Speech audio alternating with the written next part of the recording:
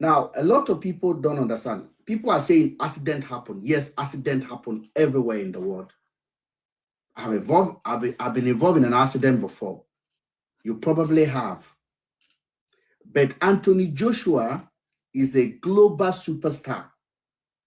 Just last week, Anthony Joshua fight, and he made about over $50 million in America. Most of you guys have been waiting because I am here now, so we're going to talk about this. First of all, I want to thank you guys for joining. This evening broadcast is going to be a little bit sober reflections of everything that we've been talking about. This afternoon, before I left this house this afternoon, I was streaming here. And there's one thing I told you guys. I said, may Nigeria not happen to you. When I say that, as of the time I was saying that, I have not received the news of Anthony Joshua. I've not received it. But immediately I finished, I received that news. And I went to check. And I was surprised. One of the biggest failure that we'll keep talking about, Nigeria can happen to any one of us. How many of you notice there was no ambulance system in that place? There was none. There was no ambulance in that place. And rest in peace for these two guys here. These two guys here, rest in peace. These guys, they are Anthony Joshua backbone. He traveled with them everywhere. He trained with them. They've been to Nigeria before. Now, a lot of people don't understand. People are saying accident happened. Yes, accident happened everywhere in the world. I've been involved in an accident before. You probably have. But Anthony Joshua is a global superstar.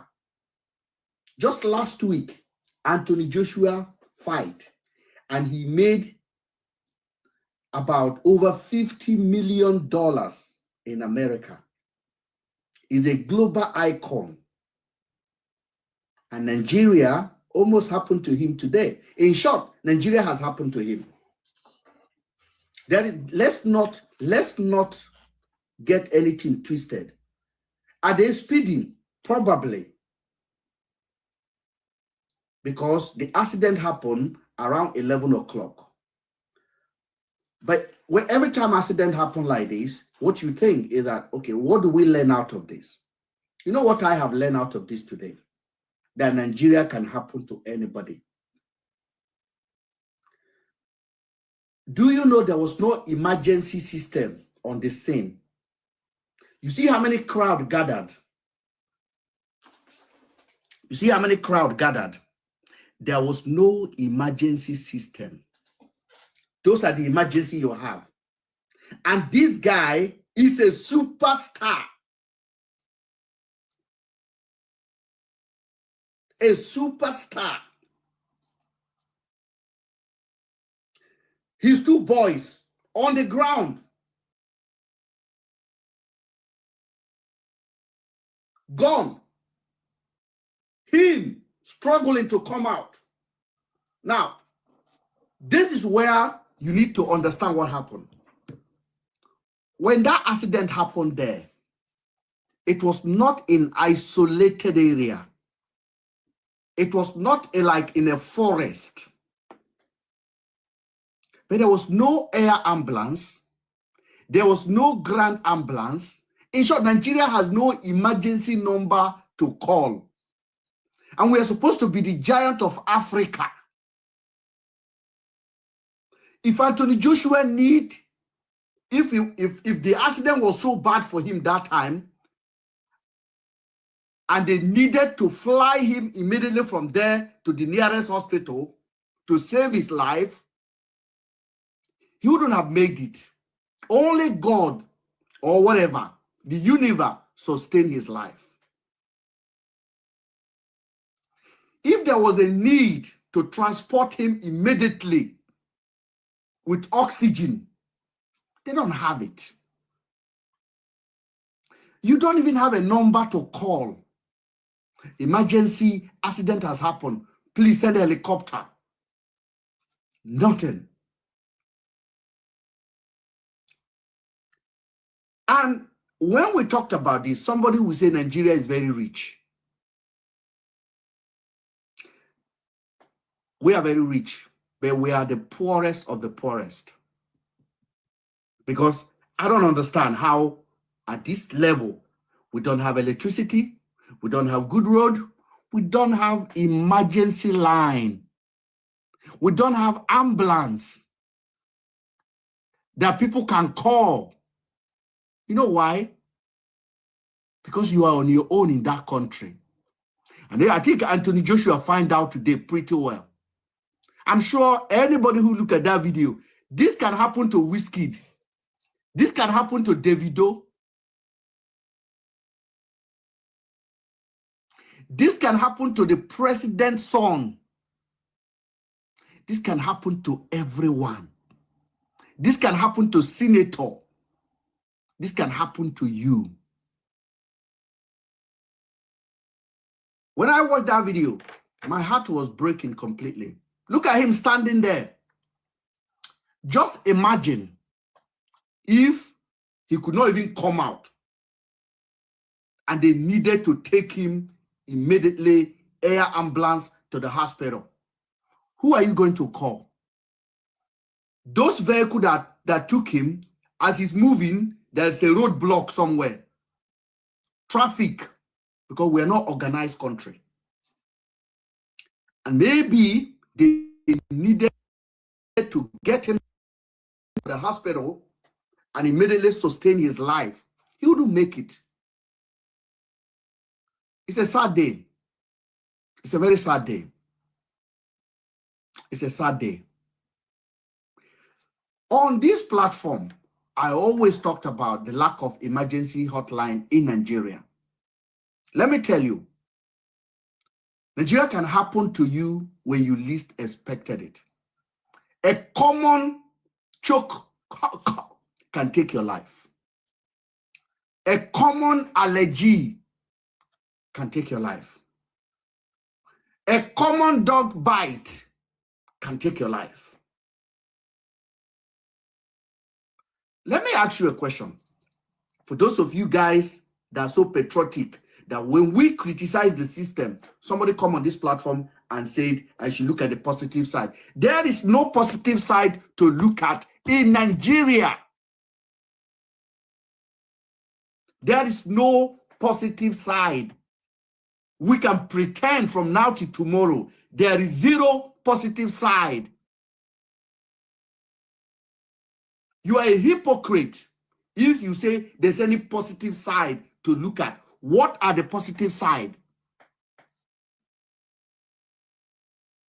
You see multitude of people begging during this Christmas for food to eat. What are the positive side? You see philanthropy sharing rice. What are the positive side? Now, a superstar who made $54 million last week is in Nigeria, involved in a serious accident that took his two friends that he flew into it.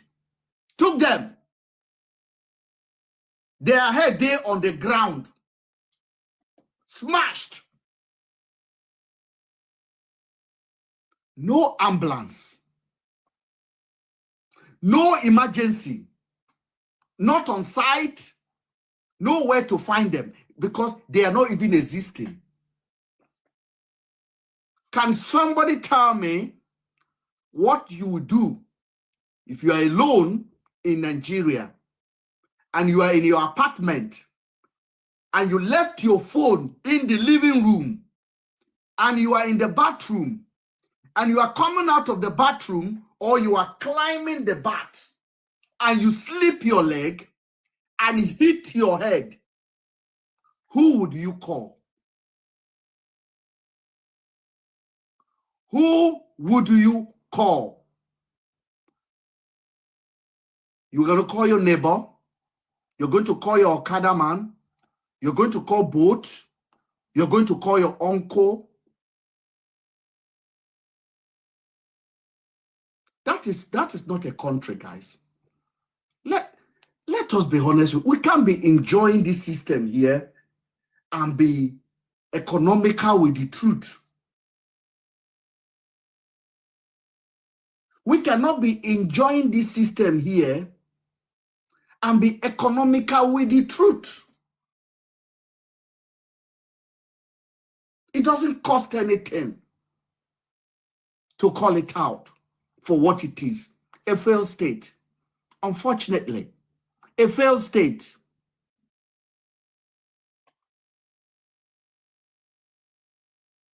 We are not going to learn lesson out of this. In short, they will say, oh, why are you blaming the government? They were speeding. That's what I will tell you.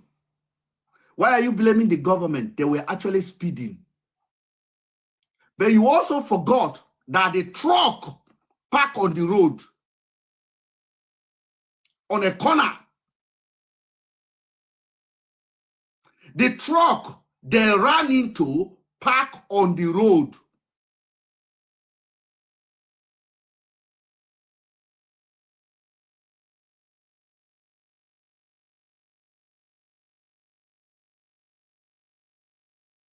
No light, no sign, nothing. For those of you guys who will come here and say, don't blame Nigeria for this. May Nigeria not happen to you. May Nigeria not happen to you. Hello, Mr. Ben. My brother. This is what we've been saying. If you did Nigeria, they pray that prayer. May Nigeria not happen to you, because if it does, there's no survivor. There's no rescue. Yes. It is sad. It is sad when I got that news today. Yes. You can imagine. No ambulance. Someone just had a fatal car crash. You people are taking in inside the Jeep car instead of an ambulance to resuscitate him. The man is in shock. It was God that saved him. Anthony Joshua is so close to. Just begin to thank God. This is Nigeria happening to Anthony Joshua. What do you think will happen if Anthony Joshua was unconscious and they needed 30 minutes to save his life? He wouldn't make it. It's as simple as that. We don't have air ambulance. We don't have even the ground. This accident happened in a rural area, not in the desert, not in an isolated area. There is no phone to call. No phone, no number. In an accident in Nigeria. That is how bad this is. Let me tell you, Nigeria is one of the most degenerate countries to ever exist. Not even anybody won't tell me. That is the best word to describe that country. Yet we claim we are a giant of Africa. My word, my foot. Which giant? We are pretenders. You go and buy a Rolls Royce. They say Nigeria is making it. You stole money that belonged to the community and buy a Rolls Royce. Nigeria is making it. And Nigerian poor people will tell you, if now your turn, don't enjoy. Another poor person will tell you, if now your turn, make you no enjoy. Weaponized statements. Hey. These are weaponized words. I say another poor man will tell you, when it comes to your time, don't enjoy them.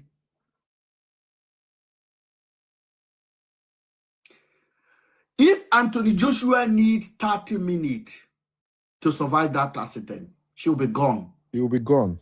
Even an hour. Let's give it an hour. Last week, we are here about a month ago. We talked about Somichuku. They said the girl fall from the staircase when Amroba entered. They said the police arrived there.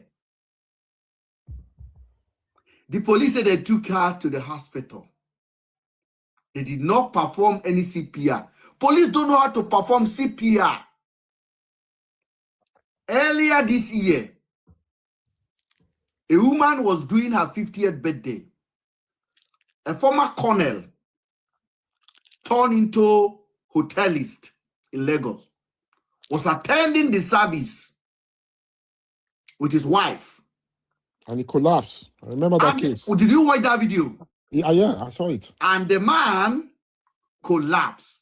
I promise you, I would have saved the man. The man was asking for water. And then the wife noticed quickly. The man, sugar finished from his body.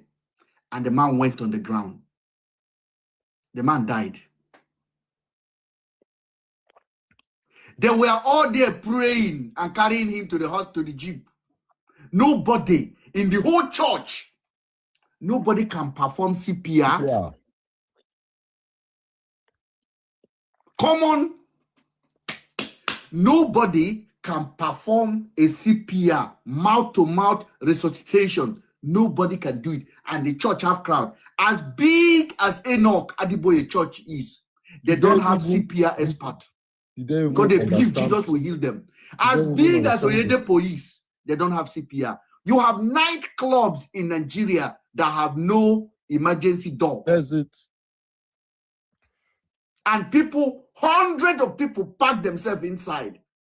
All you need to do is to throw on matches and chaos will take everything. And all of these things that makes a country has been abandoned. They don't even talk about it. When I talked about these things, people think, Mr. Ben, this topic is too hard. Give us Pella. Give us Katefe. Katefe, tear my shirt. And he gets subscriber.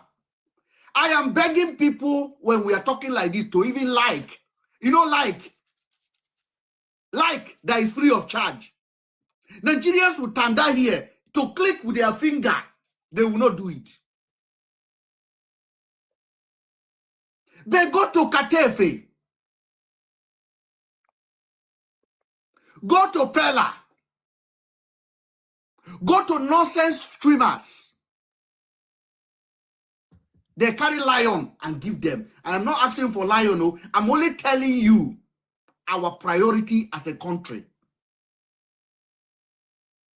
So what you are doing, you are discouraging intellectual conversation like this. Because that is what they want you to do. That is what sells. Somebody the other day told me, that's why your page is not growing. On my Nigeria 24 News. That you are always criticizing. That's why your page is not growing. I thought in my mind, so what I am saying, is it right? Yes. So if you don't like it, that is not my problem.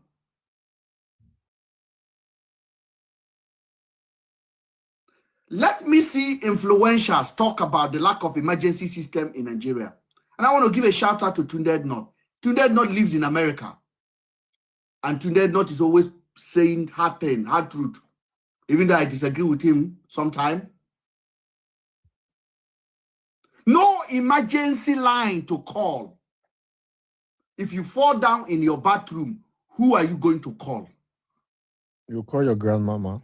Your grandmother, your uncle, your dog. In short, my dog will perform CPR in this country. And when I watched that man pass away earlier this year in that church, I couldn't make the video. Mr. Logic, I could not make the video. Yeah. I could not make the video. My heart was, I don't know this man from anywhere. My heart was broken because the man showed signs.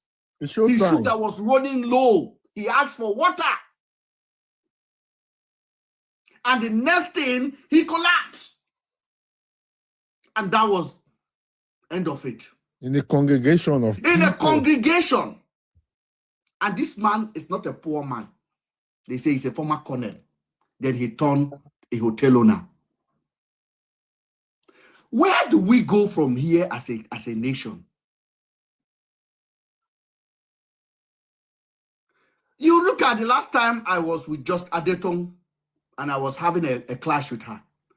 It didn't take 10 minutes, police arrived. Yeah. If I call police now, they will come. Immediately. If I call ambulance, they will ask me what are the seriousness of the case. Immediately you tell them, they will dispatch. If there's a fire in this building, it is 5 minutes, 30 seconds. They give them 6 minutes to reach you. If the fire alarm goes up now in this building, it will take the emergency service 6 minutes to reach you. You can Google it.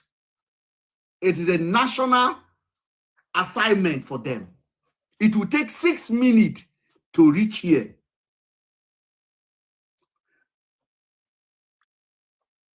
If it's on the motorway, accident happen.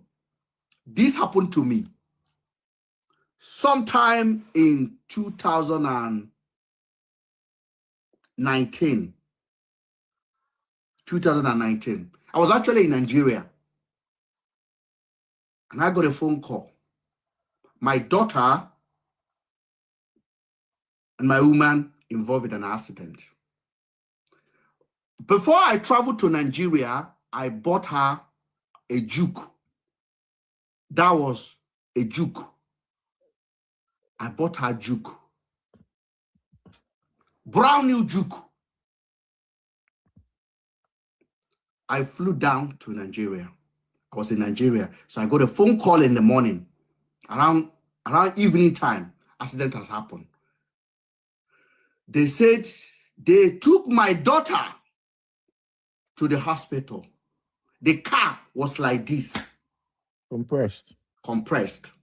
Let me tell you, they brought air ambulance to the scene. Helicopter was hovering. The whole road was blocked.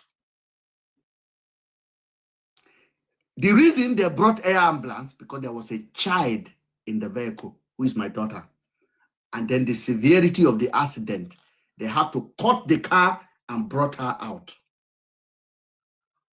To God be the glory, no serious injury, but my woman cut her lips like this.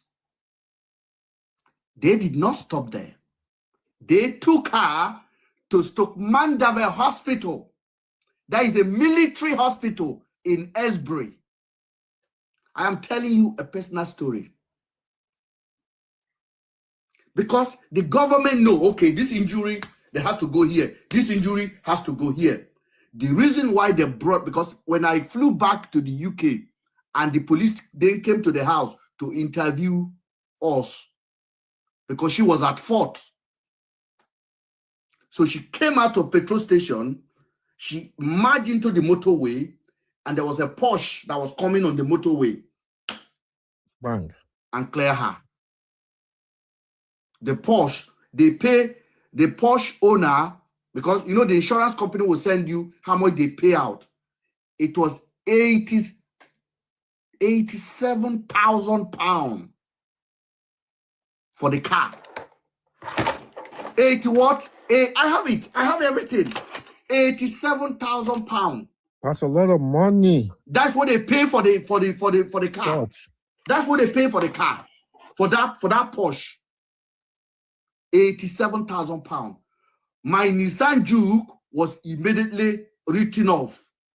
I have the pictures. Then I asked, the air ambulance started showing me the pictures when they came, when the police came for the interview. Then I said, I asked, they said they thought the injury, the impact would be too much. They wanted to fly her to Oxford.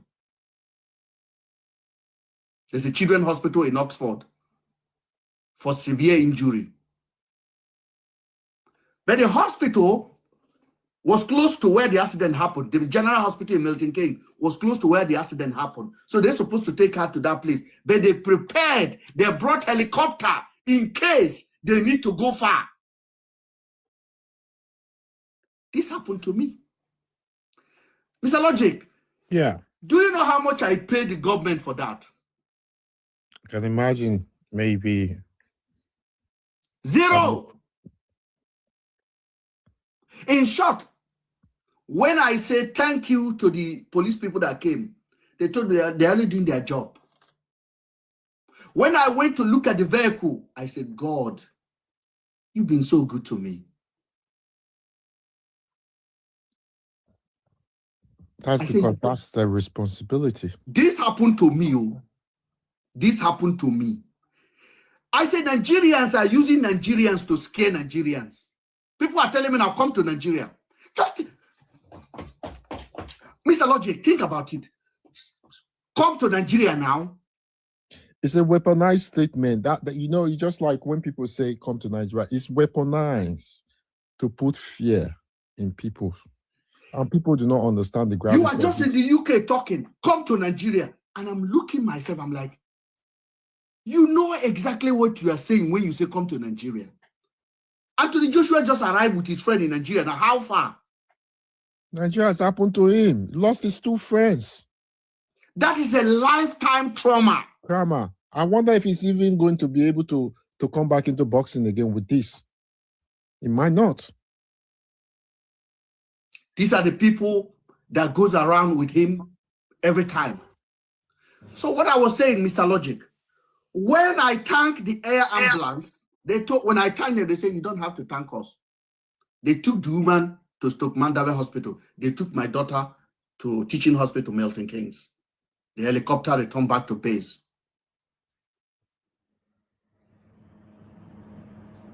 Whoa. Like common phone call. If you have a pregnant girlfriend now and have an emergency, who would you call? You're going to put her in the car. You're going to start driving from one hospital to the other. And when you get there, they're going to ask for deposit. Yes. A man in Nigeria, I told you about that story last time. Yeah. A man's wife was delivering a baby. And it was having a complication. No, was about to give birth. And the man took this woman to the hospital. And they say he should bring 500,000. Now, before we even admit this woman, they didn't have 500,000 in cash. They now went to the other. By the time they get to the other hospital, you know, see that woman died on the road. Yeah, I remember that story. Yes, the woman passed away. The child passed away. The woman passed away. Now, this is the story I want to tell you about this man.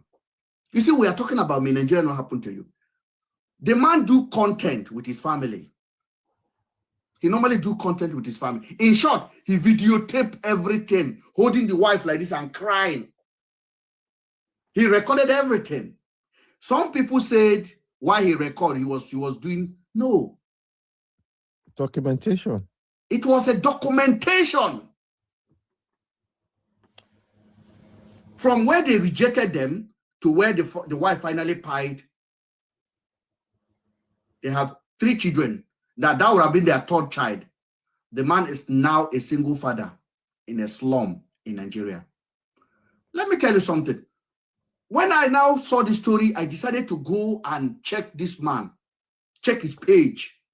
I discovered that a few months before, the man came on social media and did the experiment, telling people that he has 10 million to Japa with COS.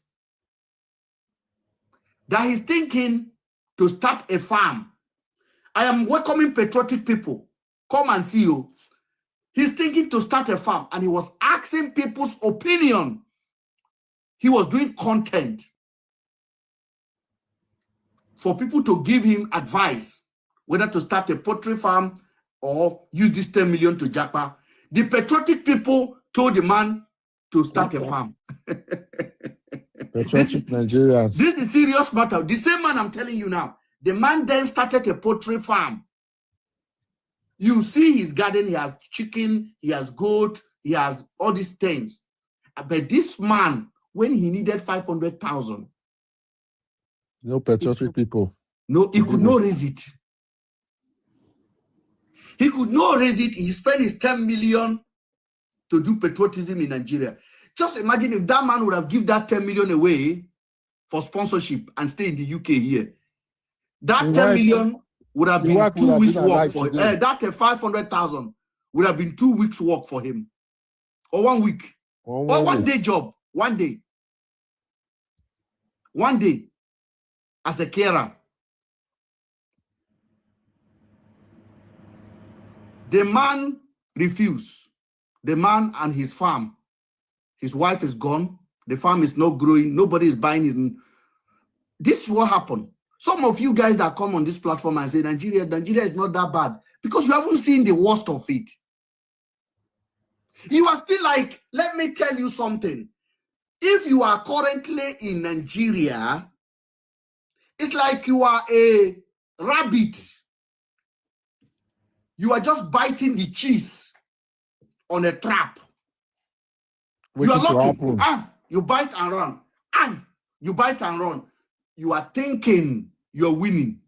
One day, monkey go enter, you know, go return again. That time, you look at your back, you look at your front, you begin to shake your head. Mr. Ben. Good evening, sir. Yeah, good evening. It even surprised me that even the Ogun State governor even still gets shame till the defense said the car was parked in the right direction. But in this scenario, I think the state governors, they are the most corrupt politician in Nigeria. I swear to God, because what did these people they use this allocation do? Well, let me tell you something. The question you are asking is more than even corruption. It's not about corruption. We have a bad culture. It's a culture. See how they push that guy for Joshua for inside pickup like say na back of Gary. We have a bad culture, and that culture is in everyone. Let me tell you, a nightclub in Nigeria don't exist.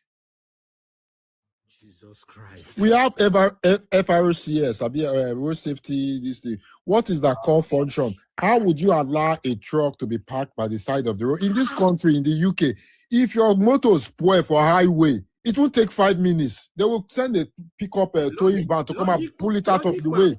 Don't be shocked that vehicle must be there for more than a motor. Let me just break your heart. Some of those vehicles, they don't even have a trafficating light. They drive like that in the night. Man. And don't be surprised, these vehicles don't have trafficators, but they have approvals they have MOTs approved by government to run. They have everything Every approved. document Ken, approved. let me even shock you. In Nigeria, how do you get your driver's license? Anybody, if I'm here now, if I want a Nigerian driver's license, just for me to apply, I will get it here in the UK. That is how bad the country is. Hold on. You have road safety officer who don't know how to drive in Nigeria. No, they are the one issuing license for driving for people, but they don't know how to drive themselves. Their vehicles you have worn-out tires. What shocked me most? They don't have trafficators in their own vehicles, and the institutions itself. You see, the regulatory institutions themselves are not properly regulated. Mr. Ben. Yes, sir. Mr. Ben. Yes, sir. I mean, yeah. Good evening, first. I'm in Nigeria, right? Yes, sir. And I cannot even count the numbers of Nigerians that have actually fought on this app that will come and say rubbish like, and Nigeria is not that bad. Nigeria is I can't count the numbers. I just see them as, people that don't even have eyes to see, because at the end of the day, right, there's still, even the social media has given us some awareness, and we've made friends and connected with people, have conversation. You've seen movies to also know how functional other developed countries are. And you are looking at your country here thinking it's not that bad. It's like, me person no talk that rubbish on my front here. Like I said, I've fought with a lot of people because the backwardness of Nigeria, and another excuse that they will give, and they will tell you, how old is America? How old is the UK? Nigeria is just coming up. We are talking about just the basic things of life. Emergency line. Just There's buy no emergency line. buy vehicle, buy 1,000 trucks, van, and hire people and put them on the road and help them. Oh my Jesus! Easy things to do. Very easy. Good evening, Even those two guys. Mr. went Ben, by. good Even evening. those two guys. Good evening. Let the guy finish. Then you Good come up. Hold on, sir. Even those two guys went by. They even see the post on for social media. Waiting the how you go. The family of those two guys. Imagine The guy head was face, and they they post them. They post on. Mr. Mr. Ben, you know, They post when you were telling your story, I have a similar experience. I was 12 days in the UK. 12 days. On my 12th day, I was going to attend an interview. So I didn't know the venue of the place, the location. So I was going with a friend. I went to his house, picked his second bicycle. He was in front, leading me to the place. I was behind. So I didn't know that the bicycle had the back wheel of the bicycle had a fault. So the one in front, he was speeding. I was following right after him. Then along the line, the bicycle wheel fell off.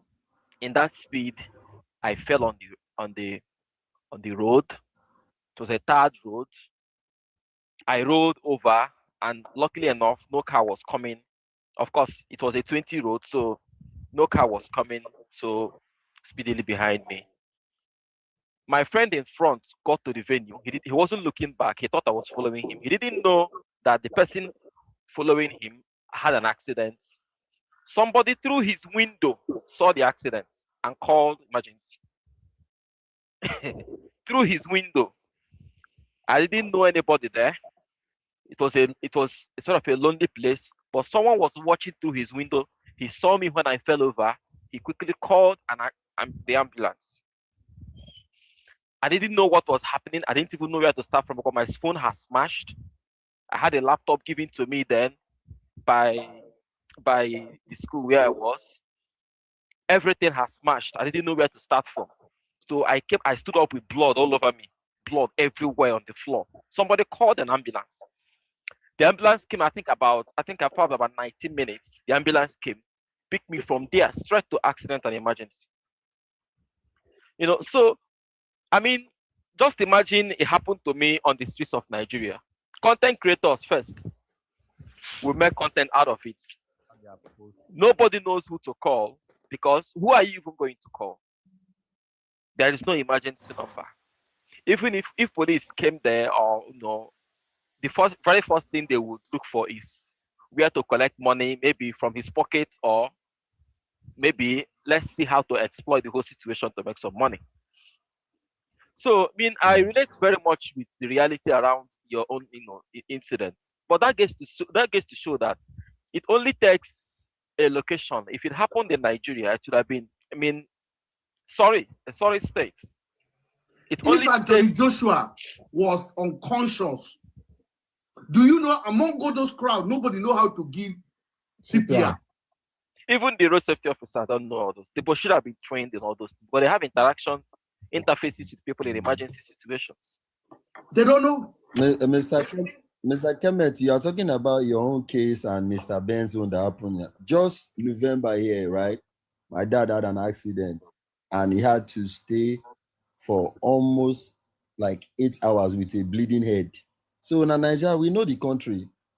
You understand? Like, because the accident happened like almost like in the middle of nowhere in a way. But like, do you know, guys, do you know the empowerment, the job creation that will happen if they instruct every nightclub to have a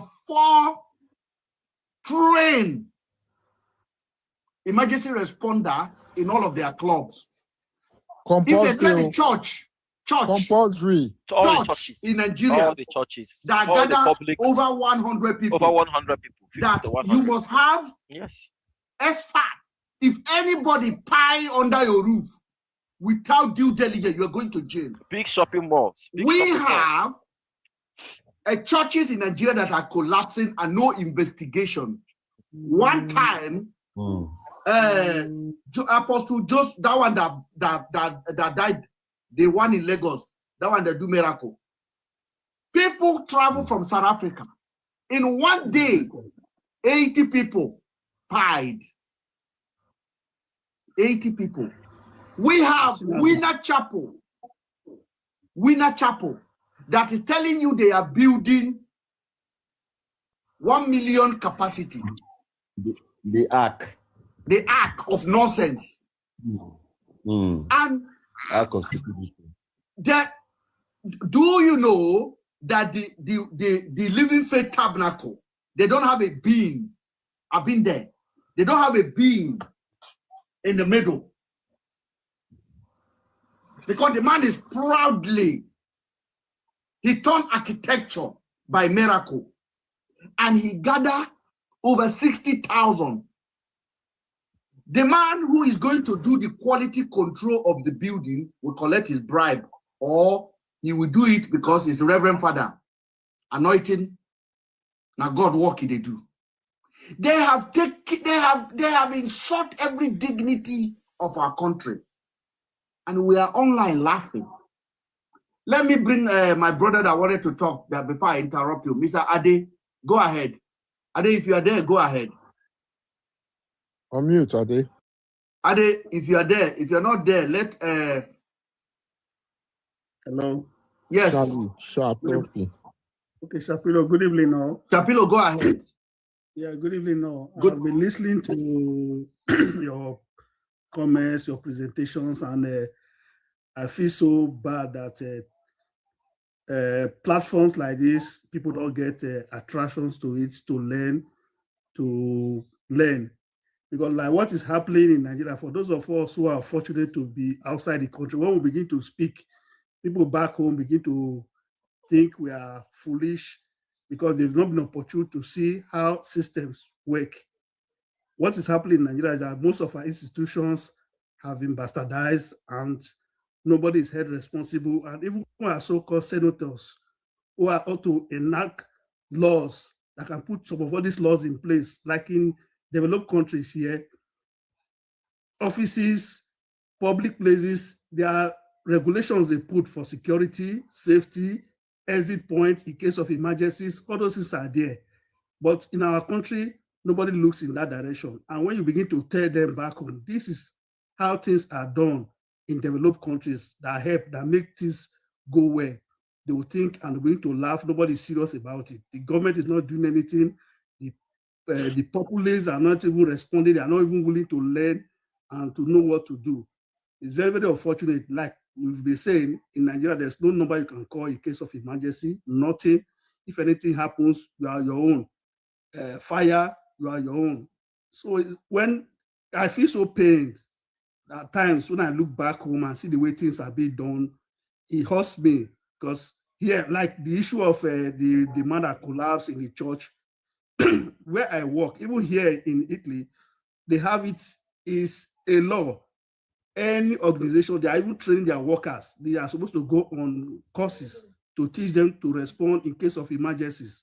We've done those ones. Any organization that doesn't teach our workers or made them to go through all those trainings, there are sanctions for them. So there are laws, and not laws, put those laws in place, and they are implemented.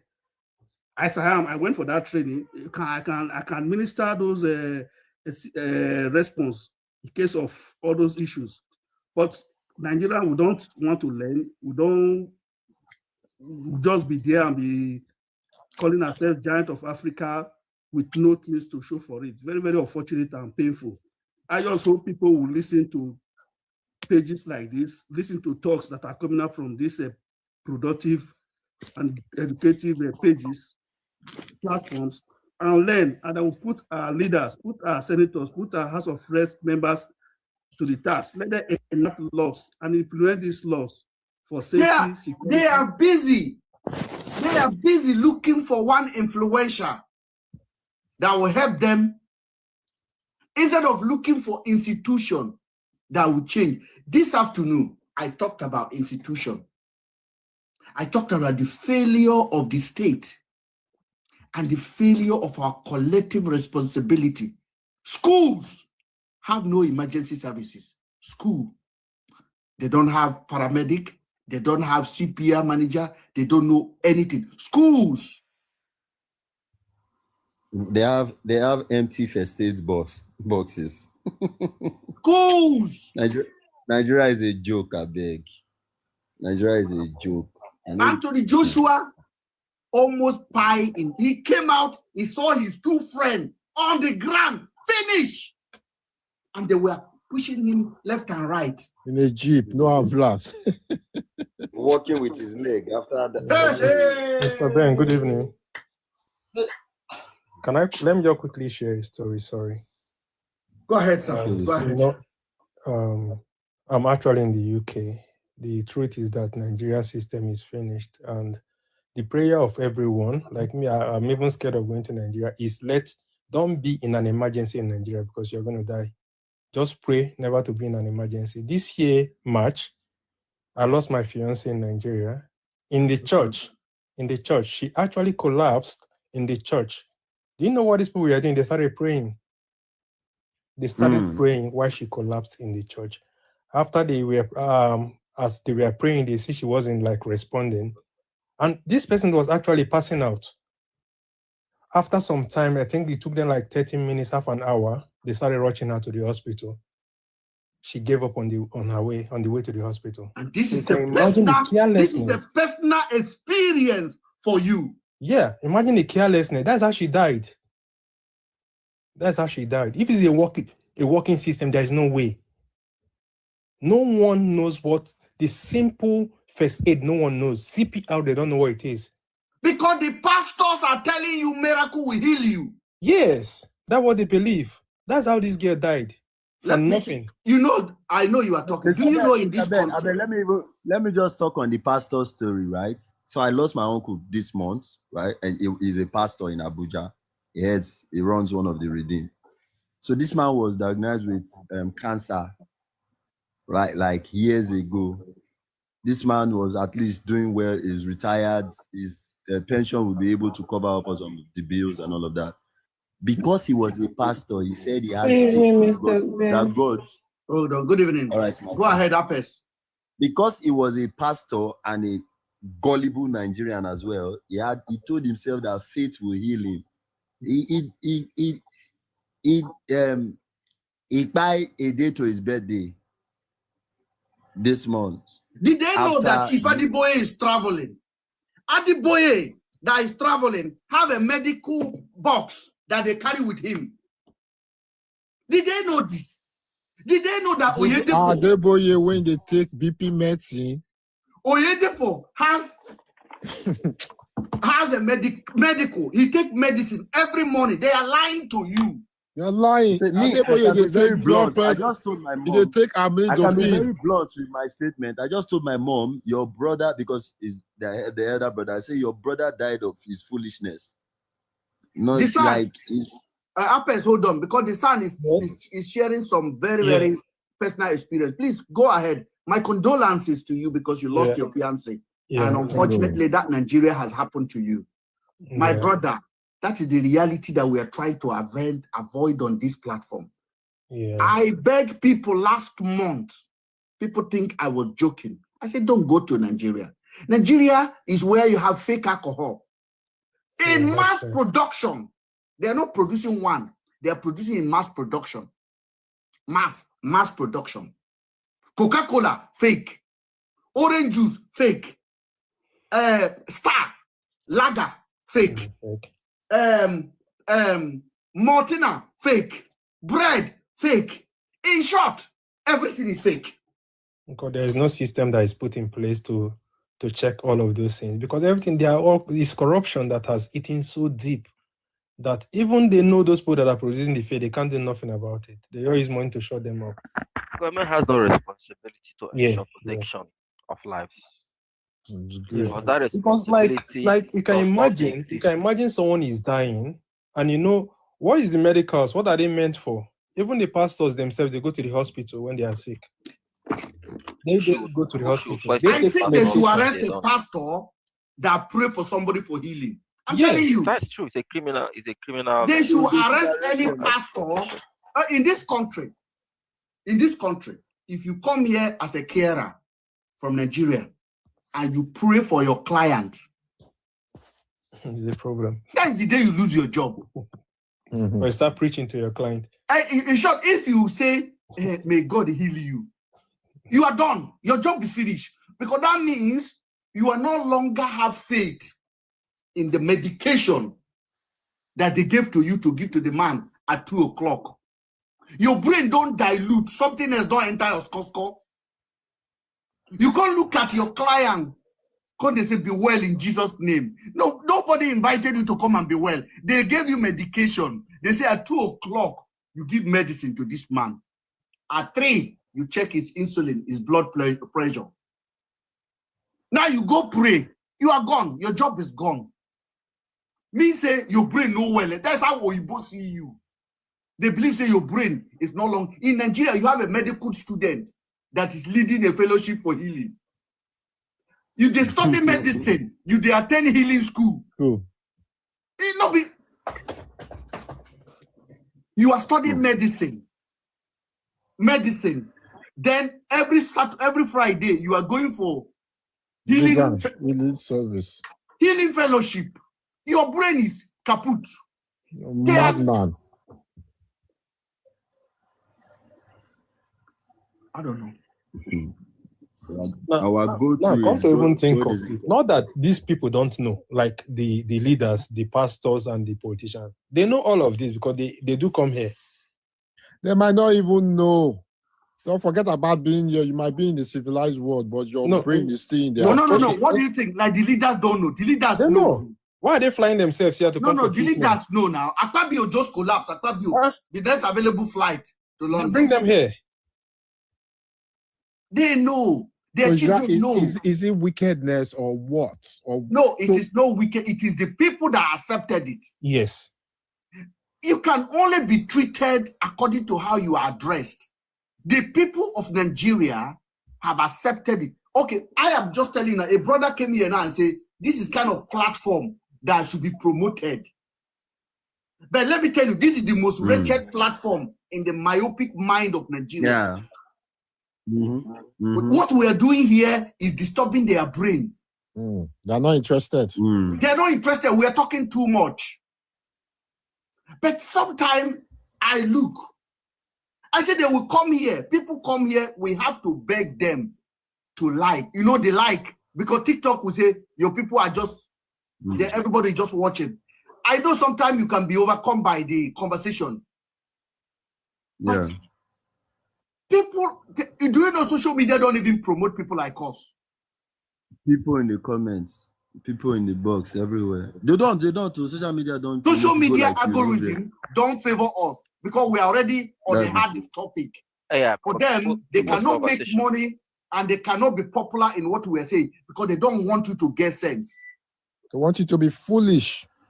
They don't want you to get sense. So if Pella is streaming now, I will be here for 5 hours teaching, a lifetime teaching.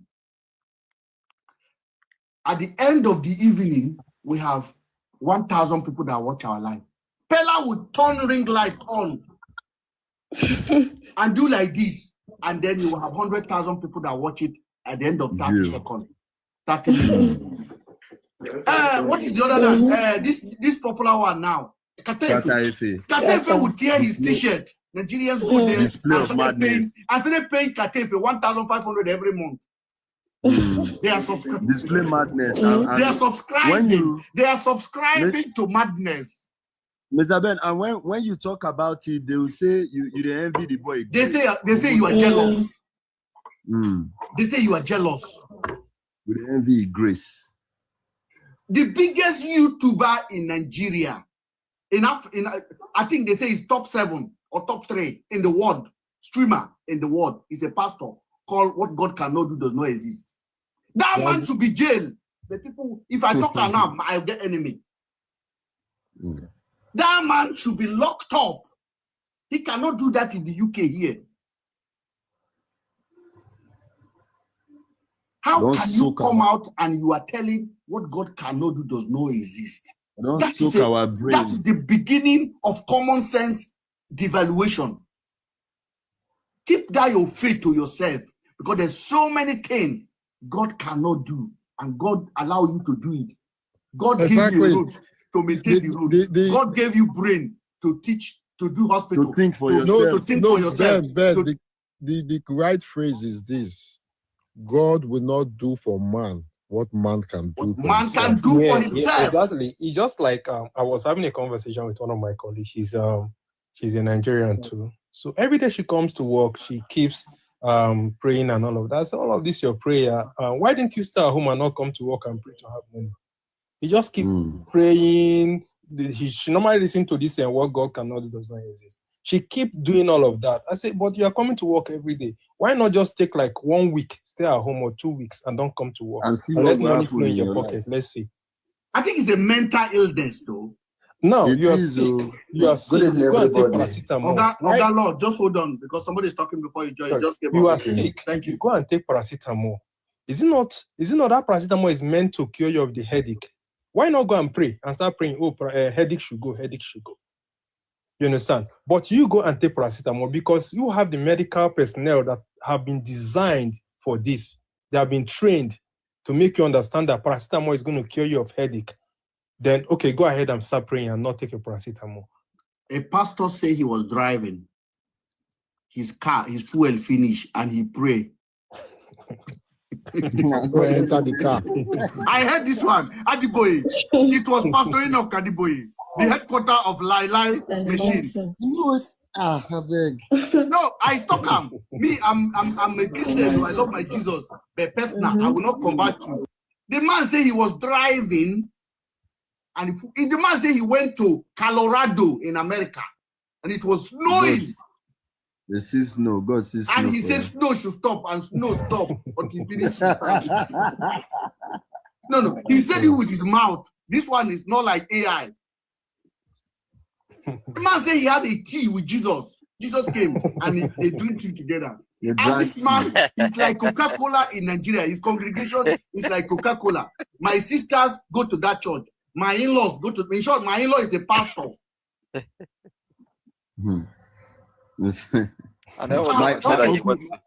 If you are the government, are you not happy that people like that are in existence? You are happy. That's what I'm saying. That's what I'm saying. You see this kind of thing.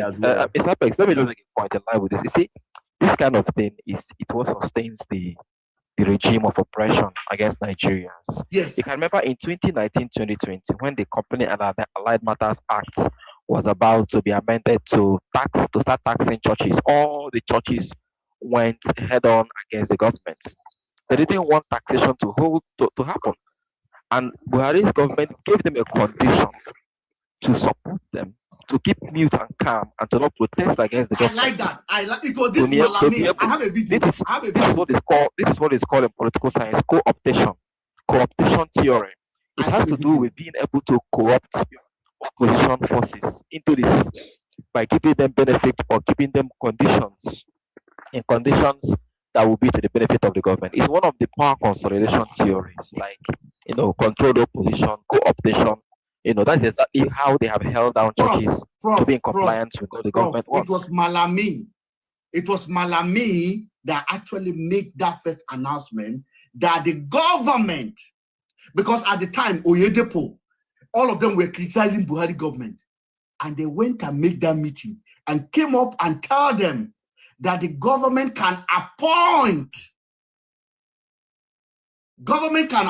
me to be the head of Redeemed Christian Church. That is the power of government. Government can appoint me to be the head of Winners Chapel and Sako Yedepo. That law is existing law. The churches are supposed to be non-governmental organization, and government have superior power over them. Government can appoint leaders. When Malami said that, all of them, they started supporting the government. The next thing that happened was that when Tinubu came in, they approved airwave, what do you call it? Runway. To Edipo. That his plane, his jumbo plane, can fly from Ota.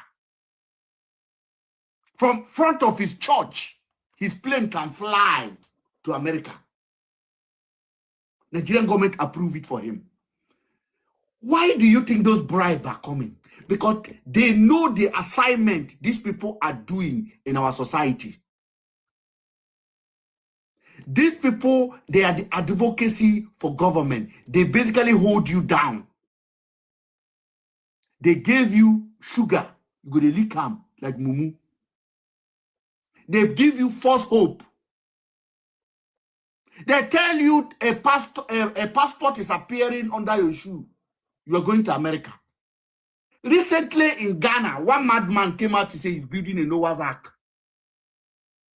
People travel.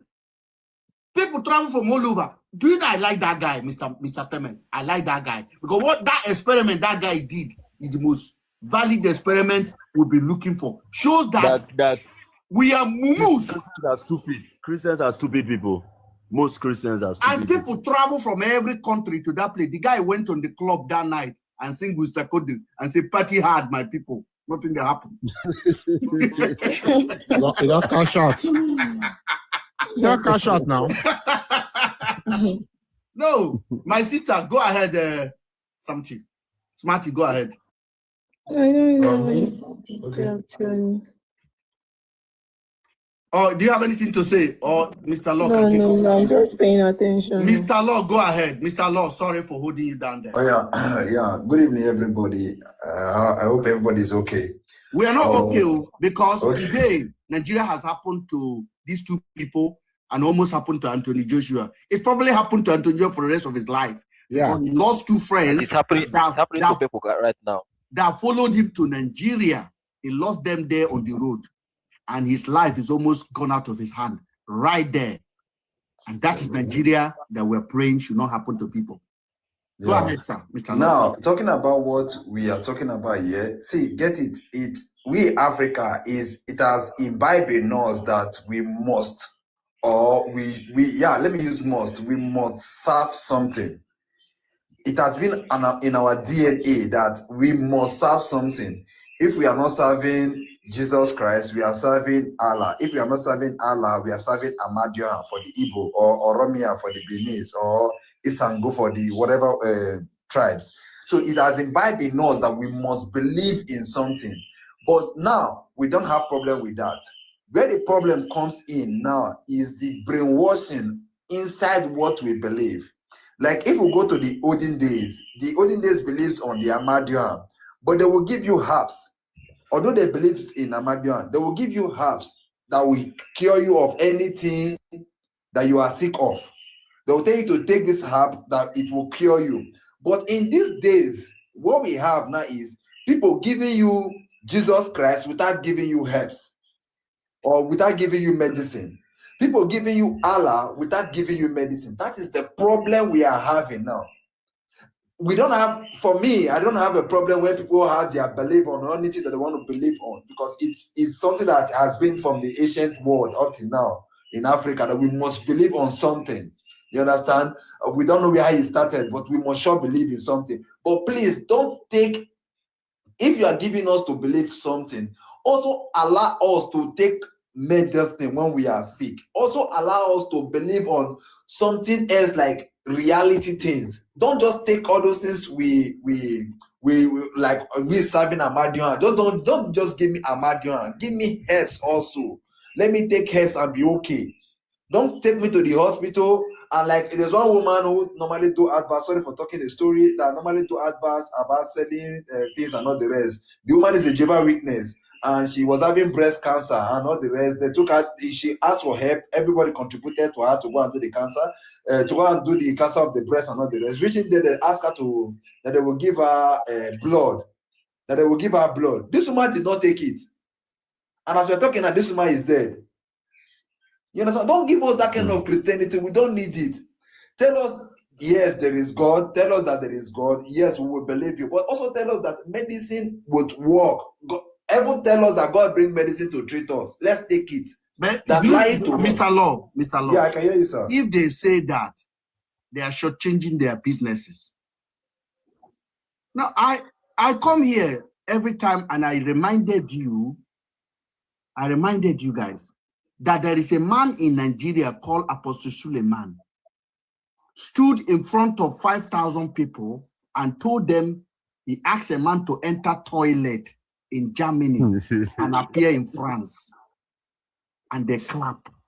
They clap. The most useless man of God. No, he's Him not and the only David one. Ibiome. All of them are like that. No, I- like, This is where the problem lies. This is where the problem For lies. me, This it's is where the number one. manipulation lies. You understand? This is where the manipulation lies. This is where we need to cancel this kind of people. We You cannot understand? This- cancel. Let me tell you. Forget Okay. about cancel. That is, you cannot do it. It is the government that can do it. If government want to do it, it's 1 hour.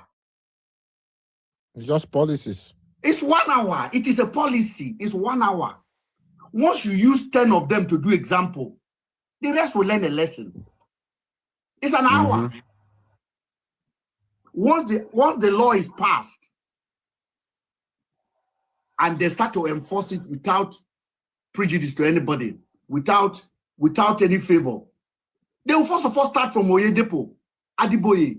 All of the lies they are lying. You carry them already.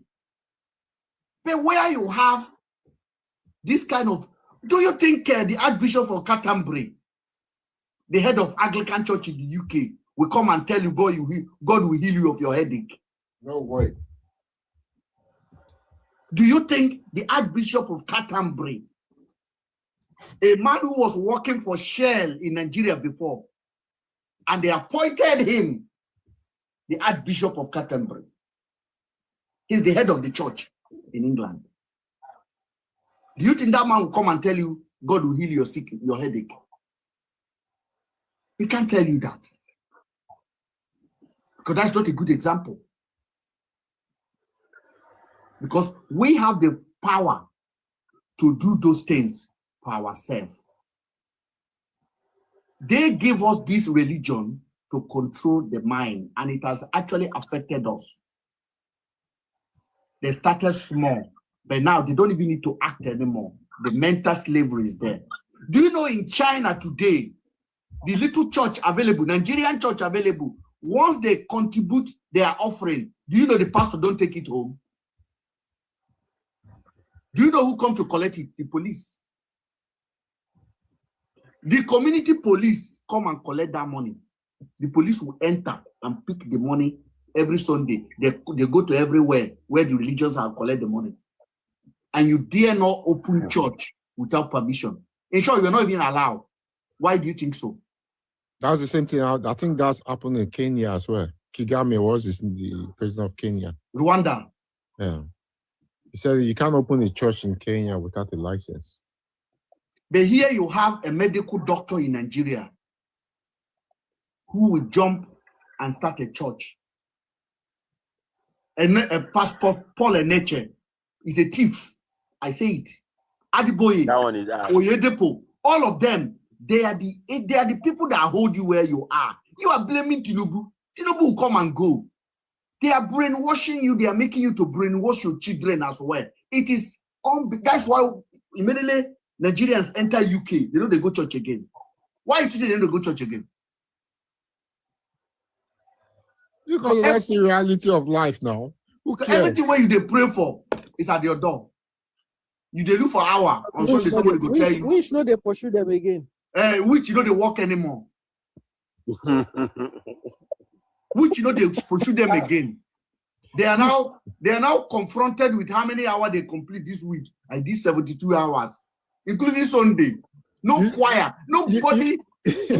But the funniest thing is that these same people that brought religion to Africa, they do not even practice this religious belief the way Africans as we do.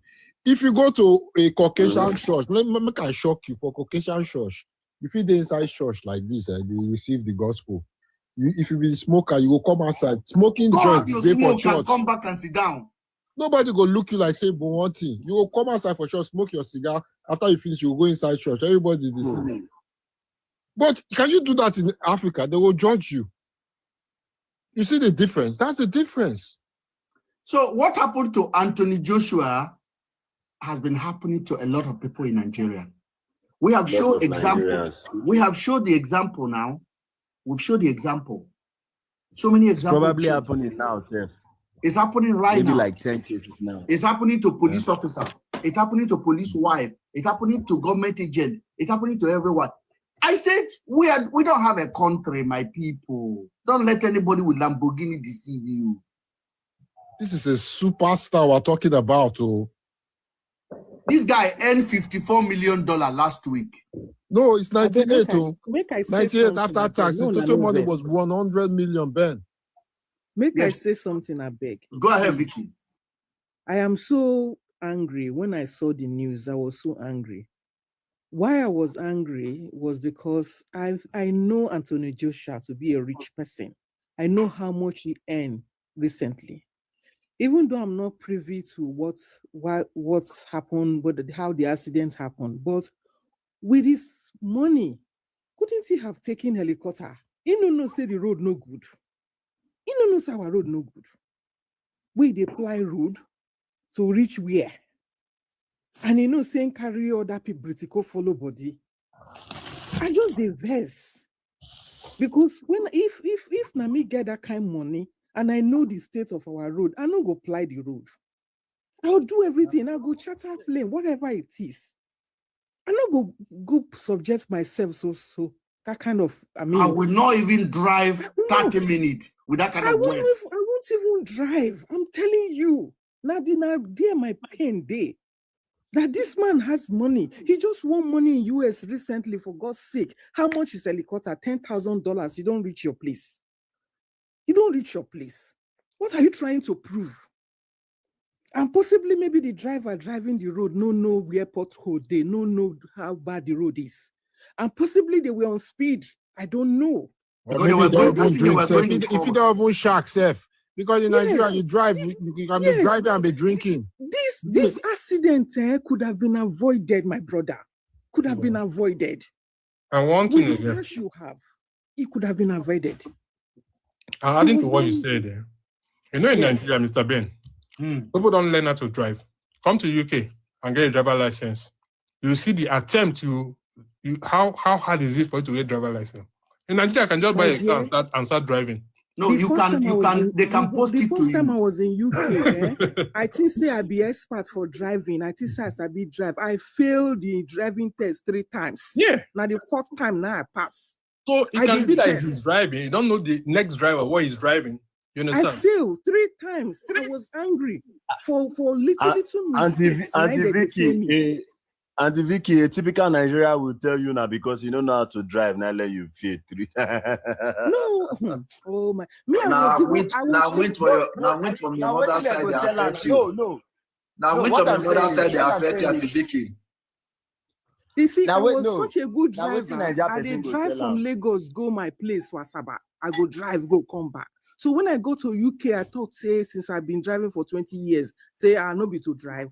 When I failed the first time, I failed the second time, I asked myself, say, what is wrong with You are driving the Nigerian system of driving. That's what's wrong.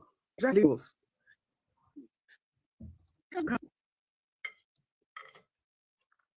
In this country, if you are trained with automatic, they will not allow you to Don't know how drive to Manual. manual. I come to and say, make you no worry. In 2 weeks time, I That's go how pass. bad 2 it weeks is. time, I fail again. You know why I fail? Because when I park, I no turn my steering. Wait, because when I park, I no turn my steering, make it balance. My steering, one leg face the other road. When we finish, you tell me, say you just failed because of this. I say, what?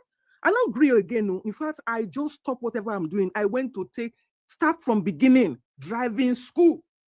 It was after I finished, I became a learner as if I've never driven before. I said Before this I pass. Christmas, my sister, this Christmas, I saw Wizkid yesterday. Wizkid was holding a gym and he was going into a Ferrari.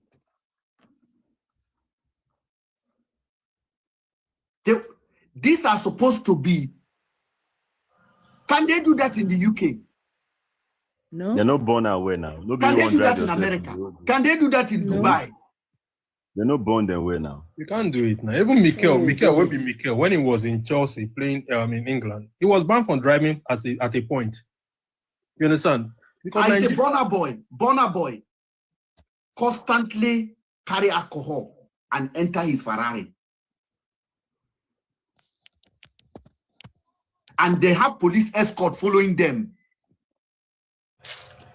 In Mr. short, Ben. they have road safety. They have road safety clearing road for them. That is why they are also the custodian. We might blame the pastors. We might blame the pastors, but these celebrities are the custodian of bad governance. Yes, now. People when they carry what's they call them, you go for hand with police escorts. Police they wrap Illegal up for them. business. Police they hold on for them. They Mono could be drive so we anyhow. really dey for this country. I beg this country. We leave all those trying to. Before you know now, you go see another thing they pay me now for a lot of Nigerians, gullible ones.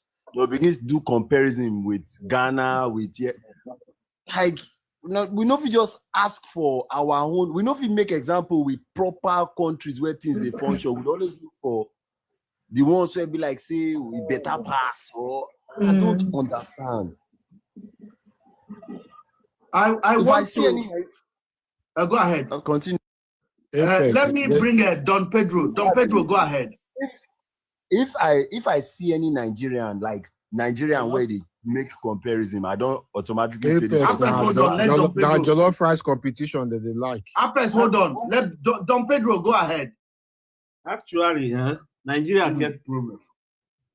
I always tell people, any country that does not consider the health care of its citizen is not yet a country. To be frank with you, when our doctors say they need 5 million every month for their salary, our government should pay it. If our doctors, like healthcare system, are the God you see. I'm living in UK. I've lived in Qatar. Why I was in Qatar, they will tell you if you call ambulance and that ambulance did not come within the next 15 minutes, it's because an issue.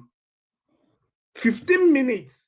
In UK, it may take 1 hour if you call ambulance. I have called ambulance here and it takes almost 1 hour. But in Qatar is not first world country. They are still developing country. In Qatar, they will tell you 15 minutes. If it is dangerous place, they will come with a helicopter to take you. No matter your status. No matter your fucking status. In Nigeria, we are building airports. Every state is built. Look at Ebonyi State. Ebonyi State built airport of over 50 billion. 50 billion and lock it up. Now, what is going to happen in Ebonyi State is that maybe in the next 5 years or next 10 years, you will hear, oh, we want to renovate our airport and we are budgeting like 20 billion. But people don't have common drinking water in Ebonyi State. Ebonyi State is one of the poorest states in Nigeria. Southeast is the poorest. Like, you look at our leader, and in Ebonyi State, they are building, if you go to Ebonyi State, come on for this, now, if you go to Ebonyi State and go to Omahi side, there is a place you will see they will build flyover. You stay in that place for 10 minutes, maybe not up to 50 cars pass there. Why are you building flyover? That's how they collect money. That's how they embezzle money. The essence of building flyover is to reduce congestion. But you see how people, they will just be building flyover bridges, and they will be commissioning it. They will be commissioning it. And car is not going there. People in the community are suffering. No water, no light, nothing. Like, you look at our leader, you wonder, are these people normal? Okay, I asked someone here, I asked him, I'm from Anambra State. I asked him, Soludo's son is in UK studying. Is there any industry in Anambra State that can employ Soludo's son and pay him well? His father is the governor presently. But did Soludo create any industry? As a matter of fact, most of us that travel outside to study outside, definitely if you travel outside to study, you are expected to, when you get a job, you are expected to get a job of up to 3 million, 4 million. But how many industries in my state, Anambra State, can pay 4 million naira to anybody? Hold Even on. the medical doctor. Thank you, Don Pedro. I want to thank you for that your statement. But let me just reminded you guys that actually Nigerian constitution does not mandate the government to provide you safety, does not mandate the government to provide you health care.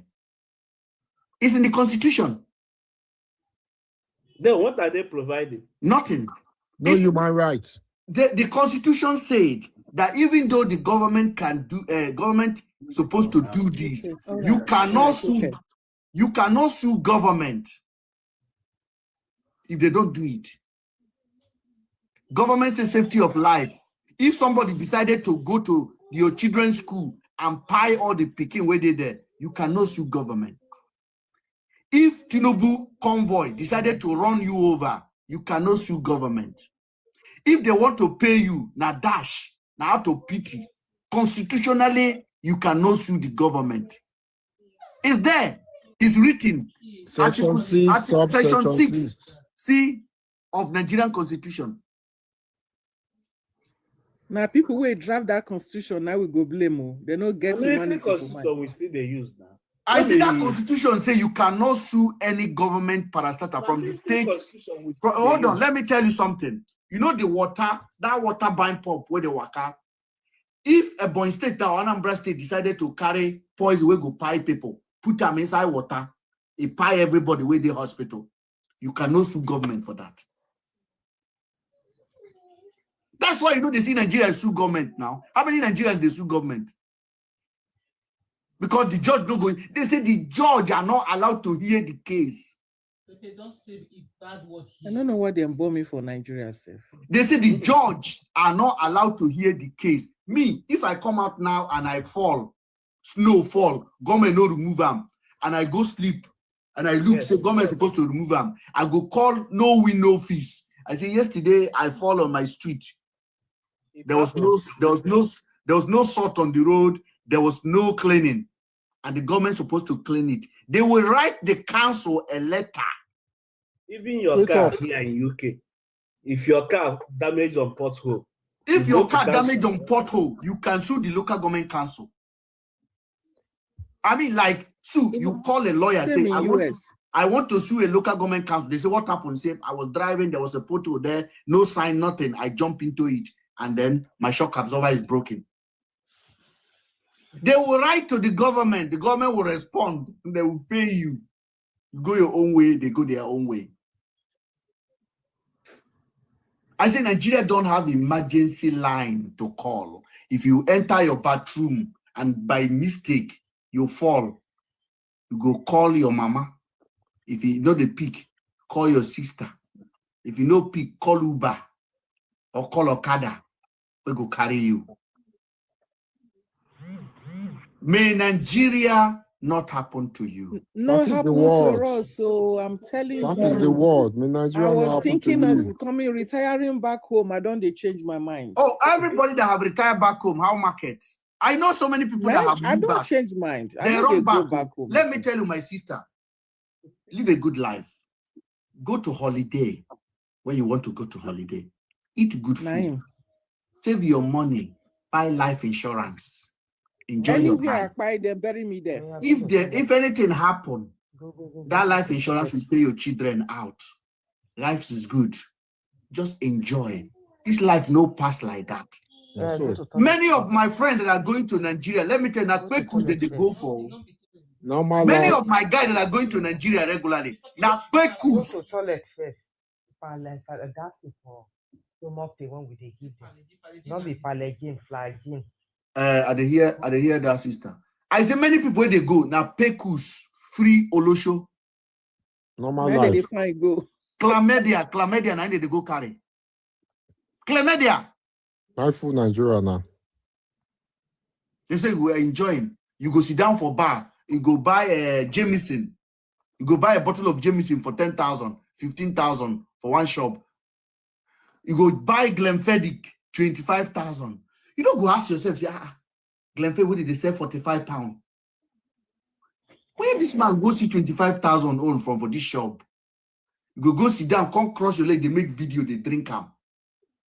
I say it got that was UK government issue a statement out that do not drink alcohol in Nigeria.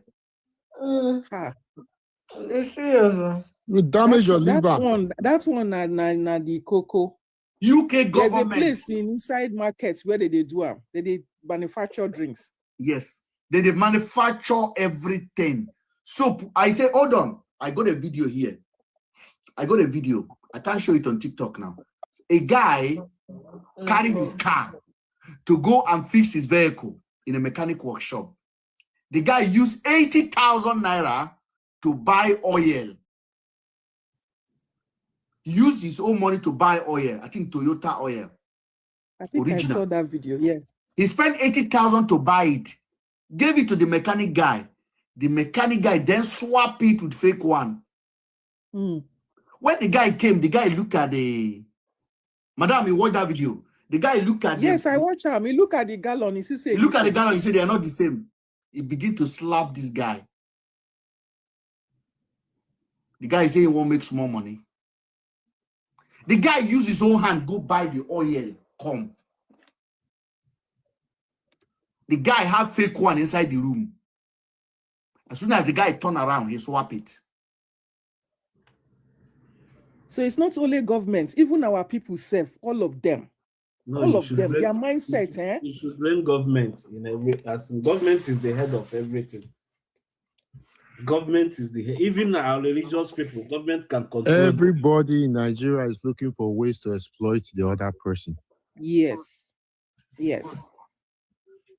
So And when you talk, You and give when an you talk, electrician, you said you are demarcating your country. That is the language everybody uses. give a contractor to supervise your building and watch him buy substandard product for your house.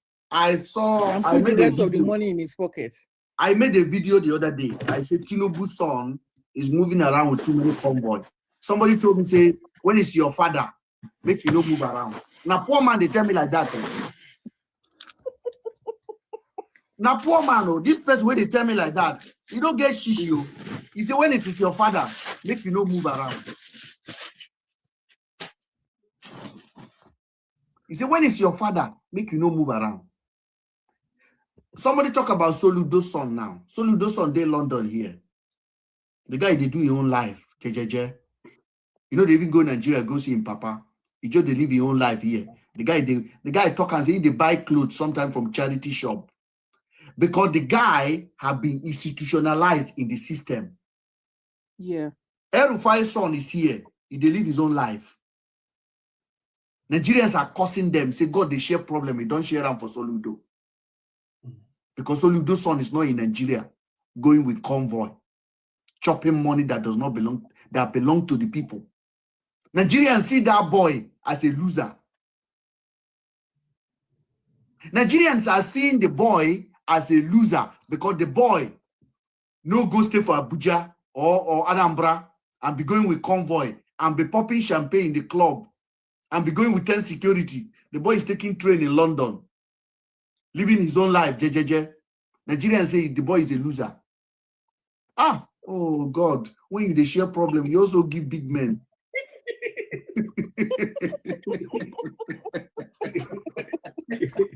Now be that word. Now you see that word. You see Yes, most of the my word. place. That's They a very say bad dangerous thing dey word. make person It's a laugh. very dangerous word. It's just like the same word when people say, I better pass my neighbor. And people do not understand that word. That generator that they used to say, I better pass my neighbor. It is a weaponized word. Why would that word come in the first place? Why would you think as a human being to say you are better than You're your better neighbor? than your neighbor. I say people say the boy is a loser. I say God, the share problem is he give a Soludo, he give a Rufai. These are the children of a multimillionaire that have been systemized. They don't want to believe in none. They just want to live their Even life. Peter Obi, that's how they accuse Okay, the boy. Peter Obi too now, children, his son. they're in the UK Yes. here. They're in the UK. Peter Obi is actually a billionaire in dollars. The children are in the UK here. You don't see them in politics. You don't see them driving convoy. They live a normal life. They walk. Moderate life. They walk. They live a moderate life. Nigerians say he's a gay. That he's a loser. God, they share problem. Give Peter Obi. God they share problem, he give Erufai. God they share problem, but God no share problem reach B-Red. The governor of the Mumu governor where they for Osun State, where they dance up and down. In some they work out with convoy. God no share problem reach that one. Now that one they want. The boy they dash person 5 million online. Where you go get this convoy thing, they said over 11,000 policemen for Nigeria, they follow people. 11,000. How many remain? How many remain? That's true now. Just go police station, tell them, say you need policemen. They will tell you, say bring money, 100K, they will give you 2 or 3%. 11,000 policemen, they follow VIP for Nigeria. 11,000. For one state, how many police for one state for Nigeria? That means a whole police for a state is following. I say Pella get police where they follow. Pella. That 22-year-old boy. I say Pella get police. Jervis get police before. These people, comedian get police. Comedian where just they collect a TikTok money. They get police. Naramali get police. Oh, Jesus. Police with uniform, with GUN. Who won't catch them? Because they can afford it. That's why. Can you do that? Because they have now started using police as a status symbol. Where you carry police, where carry you think they have faith. I say they say some of these VIP, now them they sew the uniform. Police get uniform, special kit, where they go give you, like Obikubana them now. When they travel with their own police, you they see them, say the police, then they dress differently. So me say then they pay for the crib of the police, and they go give them proper uniform, kit, everything is included in the service. Give them proper, you go choose the kind of egg where you want them to carry. They go to follow you up and down. You go there occasion, they go hold your money for you. Then go hold your money and hold your wife purse for her. Oppression. Degradation. May God not let Nigeria happen to you. And for those of you guys that are not seeing what we are saying, this afternoon I was talking about this Pastor Chris of a guy in Abuja. That was what I was talking about before this Anthony Joshua. I had to cut the line off that time. The daughter came out and say, my papa was doing essay with me.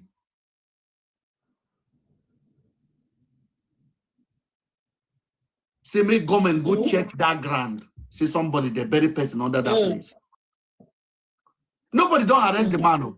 Up to now. No. Who will arrest them? That's the way they go with police. Oh. Man of God, though. Is that not incompetency or what? I don't understand, because we have people who are in top positions.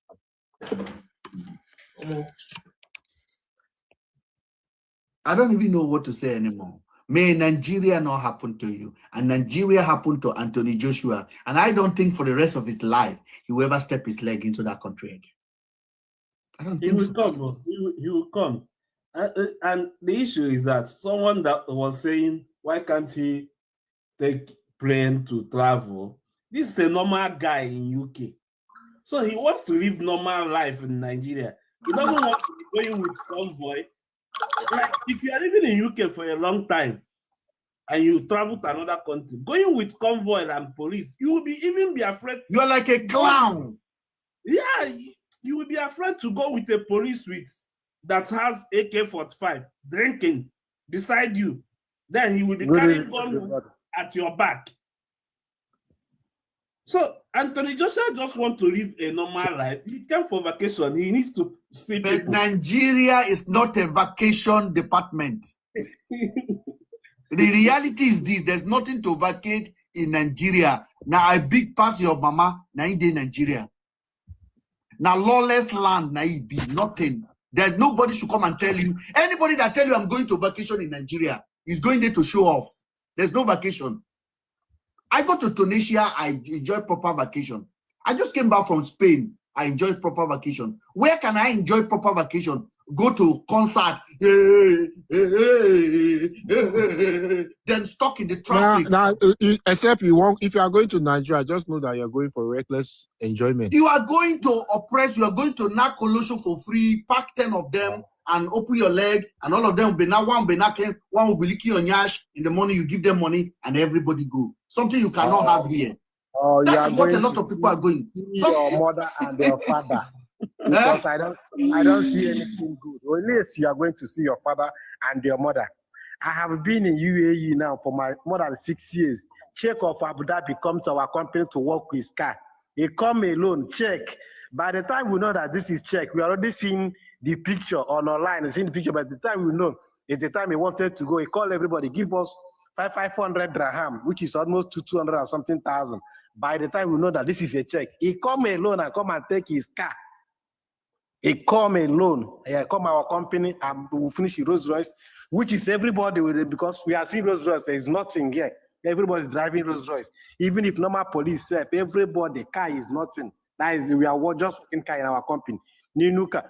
But you will see somebody that just makes more money in Nigeria will pack 200 police alone and be finding people that will be oppressed.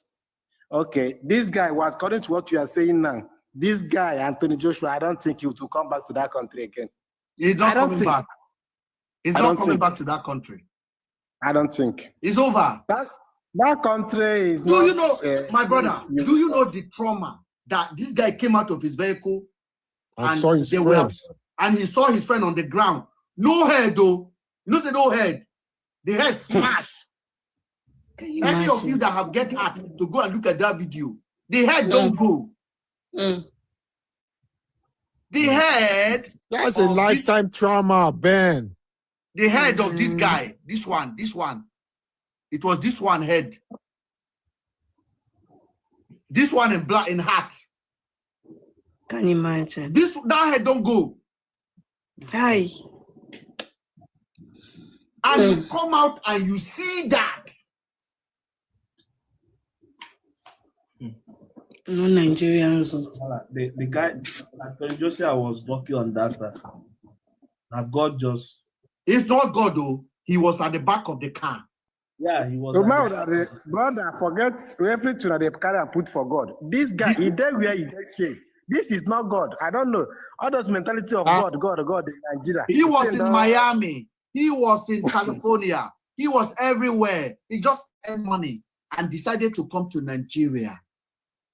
He did it last year. He was in Nigeria with this guy last year. Yeah, he did. He was in Nigeria last year also. He traveled with these guys everywhere.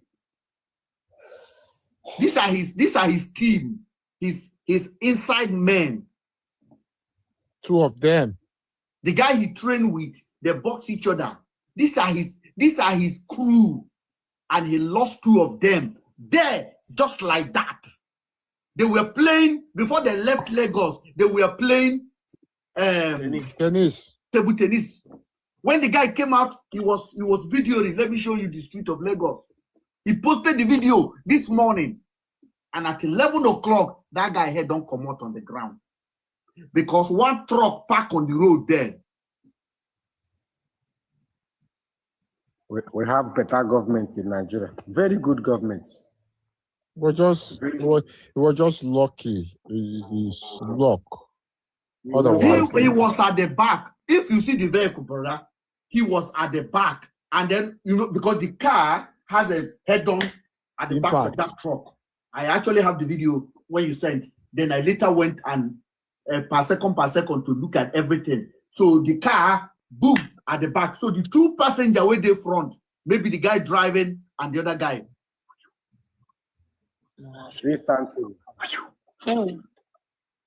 Safino. So what happened was this. So the head of the car compressed. What saved Anthony Joshua here? So when the car hit like this, you see the head of the roof of the 4x4 lifted up. So that cover was what protect Anthony Joshua. If Anthony Joshua was sat in the front. But Ben, what I'm thinking, it means that one of these two guys was the one driving. Yeah, one of them was probably the one driving. So why would these two guys, they are strangers to Nigeria, why would they be driving for a long distance? But I believe that the two people in the front died instantly. Yeah. No, I don't think they have a driver driving them. So where's the Two driver? of them are, Two people a cannot be driver- in the front now. They said that according to the news, the two of them are actually a sustained injury, minor injury now. Who? People No, you survived. don't understand. These two people, The if two Anthony people Joshua that was at the died. Yeah, back, these two of them. I think one is sitting in the front seat, while the other one is sitting behind the other one, beside behind- Anthony. Okay, the other one was sitting behind the other one. Yes, So beside and Anthony. Anthony Anthony Joshua is was sitting. probably in the middle. He's not in the middle. Anthony Joshua is sitting behind the driver, while the two of them are sitting behind each other. Do you Anthony understand? Joshua was behind the driver. Yes. The two And of them then- are sitting behind each other. Who is the Because on driver? the side. The driver survived. Yes, I think they said he survived. So, because the way the car, okay, hold on. The two, like, is from the side. The side of the car. Let me find the Driver picture. Let me in find the car. picture.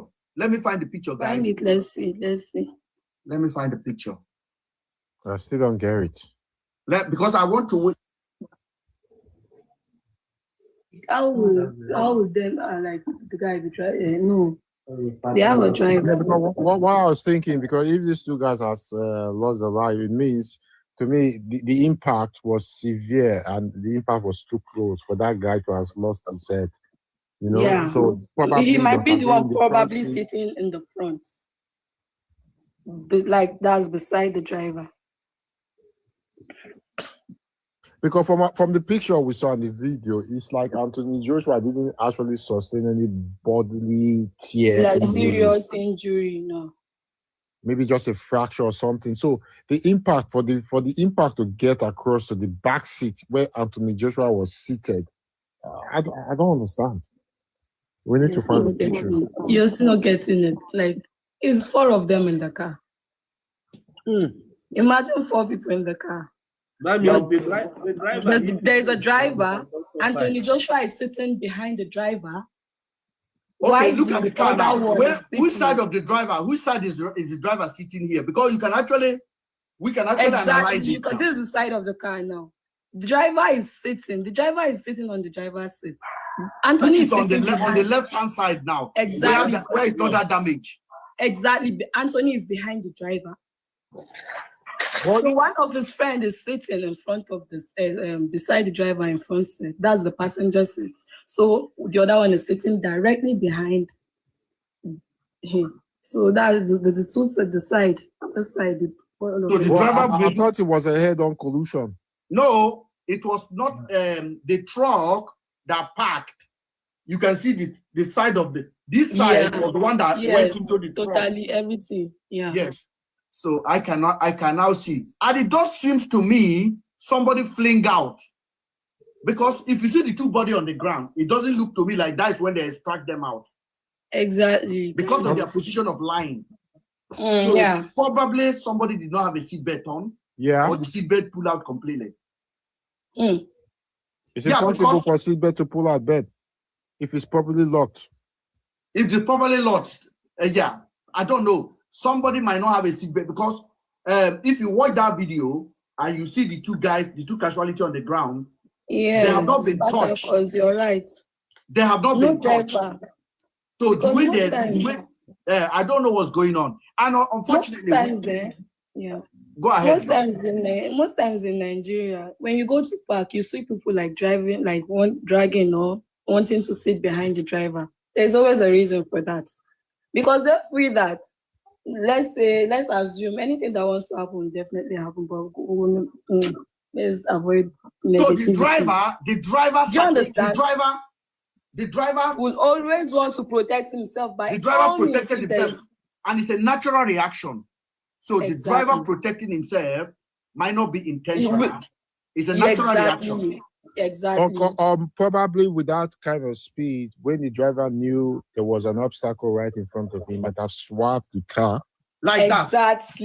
Exactly. And the side went in. Then I just saw the video of the car and the trailer again, and we have to also criticize the driving on that level, because if the car is parked in that exact spot, it means this man was going with full high speed, and he was going directly into that trailer.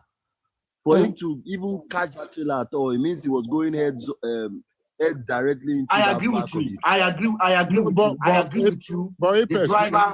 The driver may be responsible for this accident. But at the same time, you know, this kind of a thing happened in a split of a second. Yes. Probably, if he's driving, he must have, if he has a clear vision, he would have been able to spot the obstacle. Maybe he was trying to overtake, and all of a sudden, on the passenger side, immediately he swerved out. That accident can only happen. See, from the view again, right? That accident can only happen if he overtakes on the passenger side again. Yes. Like he did not overtake. You overtake on the wrong side as well again. That's why the car was going into that truck. That was, see, the truck shouldn't be there, right? But the truck was like off the road. I saw, like, this is not picture. I just saw the video of the damage to the car, to the car, and then the trailer as well. So the truck was like off the road. So this guy was overtaking from the wrong side as well, in full speed. So I think in that split of a second was when maybe he just overtook, and then he saw the trailer parked, and then he didn't know what to do. He had to just try to maneuver. Unluckily for him, he could not get the whole vehicle from the back of the trailer, so the side. Guy. But he gave the passenger side. No, it's not easy though. But for Nigerian road, are not good. I just got the pictures, guys. Yeah. Let me show you guys. Let me show you. Look at that. So the guy was on a heavy speed. Very high. Yeah, he was on a very heavy speed. And you can see that is the glass. That is the windscreen that pull off of the vehicle. Hanging on the back. That is the windscreen hanging. So the guy fling out from his seat.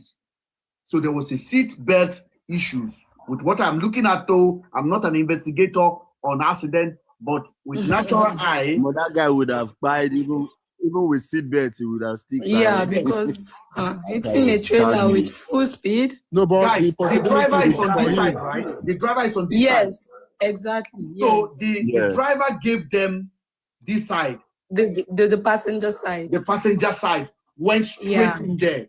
So Anthony Joshua is behind the driver. Behind the driver. Yeah. If Anthony Joshua would have been behind the other side, he would have been been. casualty. Exactly. Probably with his seatbelt on. Because without impact, even though Anthony Joshua was not on his seatbelt, would have flung him out as well. Yes. It would have thrown him to the glass. They would definitely. No, but most likely 70%. And Logic Man, most likely, one thing I've noticed about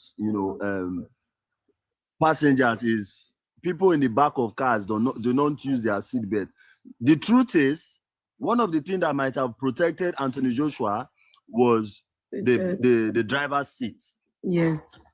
No, he used his seatbelt behind. Oh, he didn't use his seat. He was using his seatbelt. He used his seatbelt because if those two passengers, let's get it straight. If those two guys who has lost their life were flung out from the car, it will happen the same thing with Anthony Joshua if he's not using his seatbelt. And if he did not use his seatbelt, he wouldn't be in that condition he is now. Exactly. It would have been more devastating. He would have moved with that impact. The body, it will move him and he will sustain bad injuries, broken bones or something. Yes. You don't expect Anthony Joshua to sit, or they should sit without seatbelt because they might have gotten used to it already, sitting with seatbelts. So, Yeah. Anthony Joshua will be coming to the UK tonight. I believe that. Can you hear me? He'll be coming to the UK tonight. Dirty Christmas is over, They unfortunately. will have to fly him to the UK emergency now because they can't keep it in Nigeria. Jeffrey, you say you have something to say. Go ahead. Can you hear me clearly? Yes. Okay, so I'm going to speak as someone who drives on the interstate, you know, in the US. Okay. And as someone who has survived a similar type of accident in Nigeria. Mm-hmm. So a few years back, while I was still schooling in Nigeria, I had an accident like this on along Abaji Road. I was going from Lagos to Jos, and we had something similar. Now it wasn't a stationary vehicle, but it was a truck as well, and it was a situation whereby you have the vehicle going, like, you know how the roads where you have traffic facing you, so you guys are sharing, you know, traffic. And it was like early hours of the morning, so it was a situation whereby the trailer, maybe he swerved into us or we swerved into him or something like that, but it was side collision just like this, and we had our vehicle open, like the whole roof was open like a sardine, you know, and you know, and what makes it similar to this is, I know you guys were talking about seatbelts. You might not use a seatbelt and still survive something like a side impact like this, you know, because of the way it's not a head-on collision that stops the vehicle in totality. The vehicle keeps moving even after the impact. It's kind of like it's cutting into the side. And if you look at those guys, I don't think anybody was projected out of the vehicle. It's a head-on injury, head injury. So you have like impact on the head, and if you look at their body, you see that there was no damage to their body. So it's just like face injury or head injury. So that means what the lady was saying, that they were both on the passenger side. Yes. Behind and the front. That's exactly what's most likely happened, where they are both on the passenger side, that's on the right side of the vehicle, and that's where the impact happened. Now, also talking about the cause of the accident, I mean, if we're going to talk about speeding and overtaking, we also need to talk about the impact of roadside parking.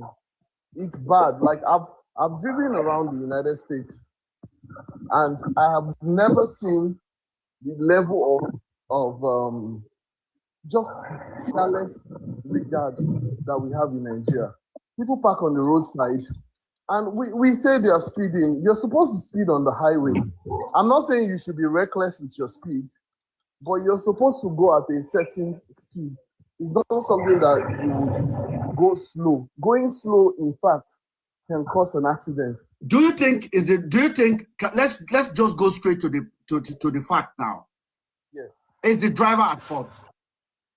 We actually lost that grade. We lost that grade to similarly now. But I also think if you do not have, because if you're used to driving on the interstate, we know that there are several things that can happen. A car in front of you, the tire can burst. Somebody can lose control. There's always an allowance to allow you to swerve to the side of the road and come back. Now, if I'm avoiding something in front of me and I swerve to the side of the road and there's a trailer waiting for me, then how do I survive? Do you understand what I'm saying? So is it hold on, sir, hold on, because I want to get your understanding. This is a dual carriageway. Yeah. So there's a vehicle, there's upcoming vehicle. Are you talking about Joshua's incident? Joshua was going like this. There's another vehicle coming like this. No, in his own case, I think the vehicles were not facing each other. No. What I'm saying is this: on this particular road, it's one way. It's two vehicles, one coming like this, one going like this. Probably the driver tried to avoid an upcoming danger, then swerved his hand and went into that barrier. So, I don't think that's what It's I think. Well, it wasn't a overtaken. one lane. It wasn't a one. Must have been overtaken. So in this They said case, it was overtaken. I don't know what the road is, but I think it's a situation that could have been avoided if we don't have roadside. Yeah. Regardless of how reckless the driver was or might not be, you know, if you do not have a truck by the roadside, you have to also make an allowance for people just swerving off the road. Anything can happen. People, I've seen several cases whereby people just swerve off because they lose concentration for a moment. This things happen if you're driving long distance. But when you have road parking, it's a danger to the people that are driving and the people that are parking on the road. So I think we need to have conversations about this bad character that we have of just parking on the road, selling on the road, hanging out on the road. This is the highway. You're supposed to be doing what? At least 70 miles per hour, 60, 70 miles. And that would be considered safe, right? If you're doing 70 miles, you're not. But if you run into a stationary vehicle at 60 miles per hour, you're not surviving it, even if you are not overspeeding. That's not like, it's still bad. There's no way you look at it that having a vehicle by the roadside is good. You know, anything can happen. What if the tire had busted or something? And they are also going in convoy. They were not the only vehicle. There were other vehicles in his entourage. And I think they are doing this escort kind of thing. And that driver is running like I'm an expert in this scenario. So they are moving at a high speed as well. Because we've seen these people happen, we see this happen in Nigeria, where these VIP are coming and they'll be running. So unnecessary. I don't know why they do that, because going fast does not mean safety. I don't know why they even do that in the first place. Yeah, because they are carrying a commodity. They think kidnapper, all those things. They think it's normal. They just everybody just on a fast lane like running. They might the worst part is they might even look if you're on Let's not forget we lost Diego Jota in this kind of similar situation. Who? You remember Diego Jota from Liverpool? Diego, where they drive Ferrari for Portugal. Yeah. Yes. Yeah. It's a sad news, to be honest with you. I think for like similar cases. Go ahead. For similar cases, Mr. Ben, this is almost the same case with that Green's accident that he left. He died while years ago. It was still a stationary vehicle by the side of the road that he ran into. So who do you think that can clear all the stationary vehicle? Who can do it? It's government policy. It's government policy, FRC. The government. So I think policy. First of all, the way we build our roads is bad. Our roads are bad. Like, first of all, let's say the truth. The roads are not wide enough. You don't have emergency points on our roads. But like I've driven to about 18 different states in the US. And I'll use the US as standard for road travel because they have the best roads, you know. Now, there are simple things that you can just put in place that would avoid collision or, you know, where first our roads are not marked properly. Marking of the roads and everybody driving in the help, right? And if it's enforced properly. Then another thing is always provide emergency points on the road. You need to provide the emergency points where if somebody has a problem with his vehicle, he can go there and park and he'll get whatever kind of help. And then if people park indiscriminately, you should tow the vehicle, tow it, and people respond to force.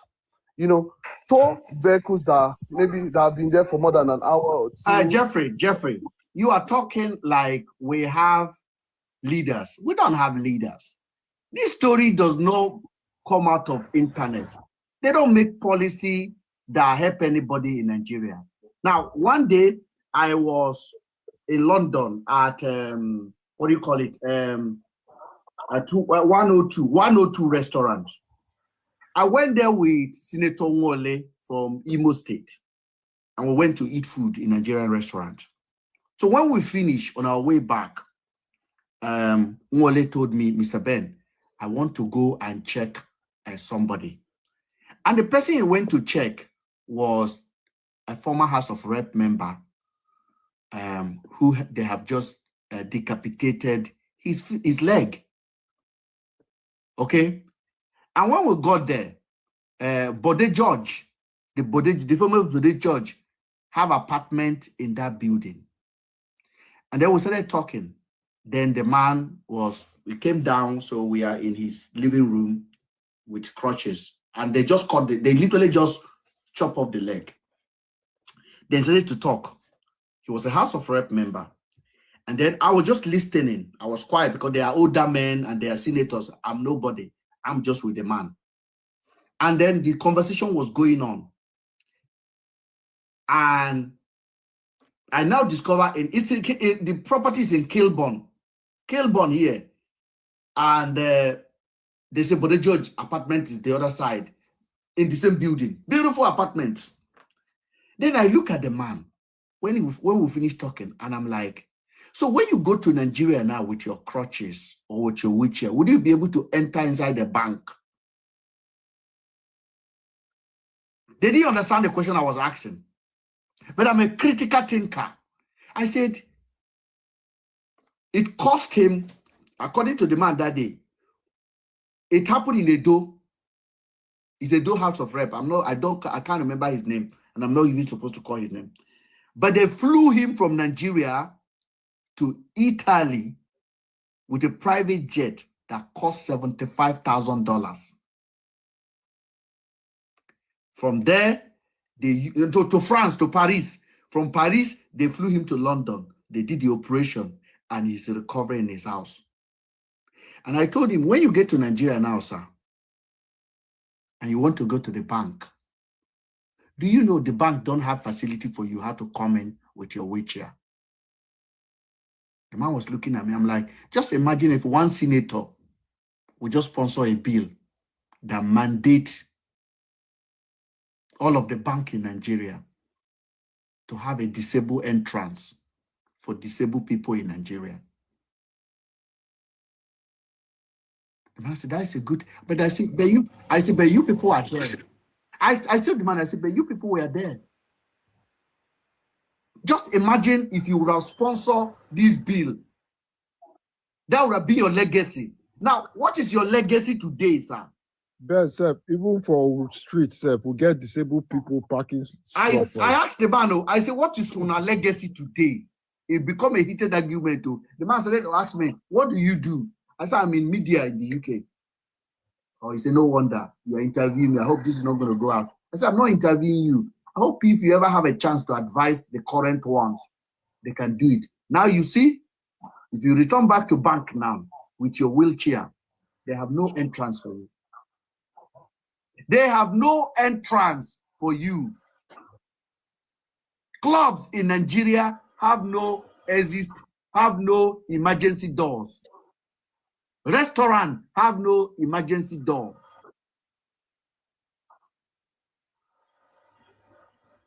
And these are small things that will create job, opportunity for people, and make the country safer.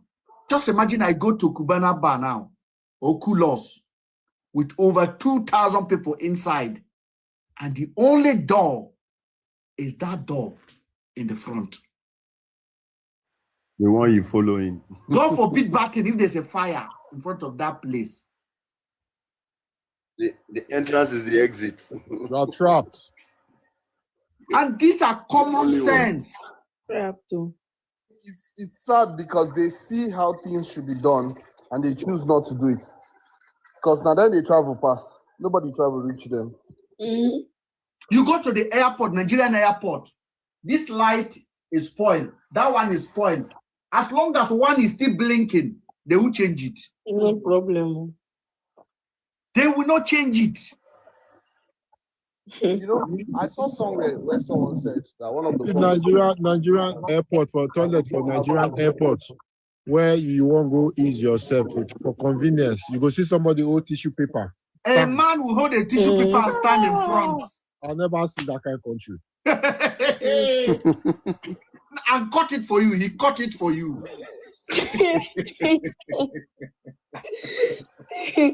When you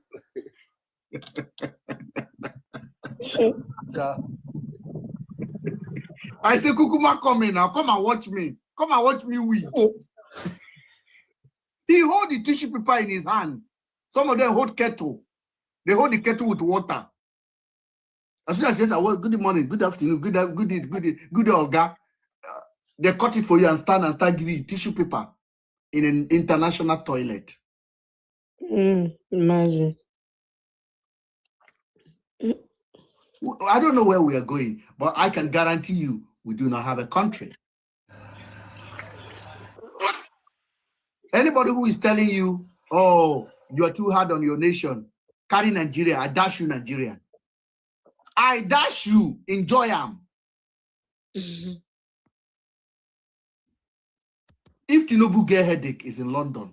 It's actually already in on his way out of Europe to Europe now. I said the other day I saw Wike going around with his small boy, his son.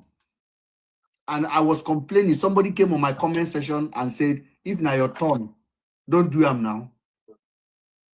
A poor man, oh.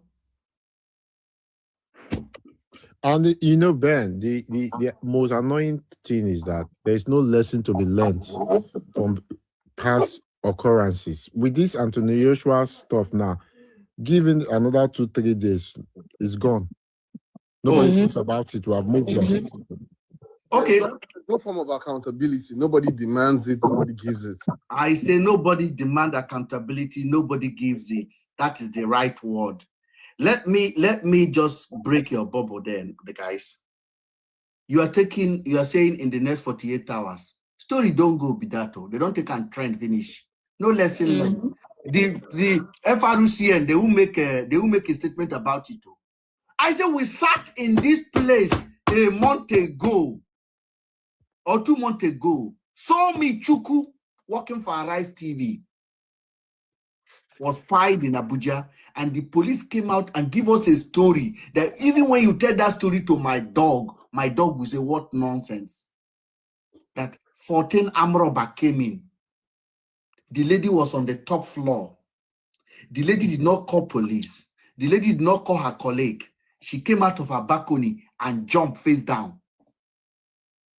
And pie. I said, this story don't make no sense. I said, who counted the armed robber? Who counted it that there were 14? Can I tell you how dysfunctional Nigeria is? Hold on. That was a story to cover up. But the biggest TV station that this young lady works for, a lady who lives in the UK, who is a British citizen, who decided to carry her passport and go to Nigeria to work, to make the country proud.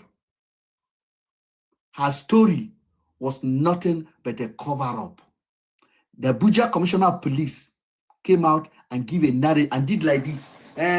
When the hoodlum enter, 14 of them, and then out of panic, she came out of her balcony and jumped. The man was giving explanation that is basically beat any logic.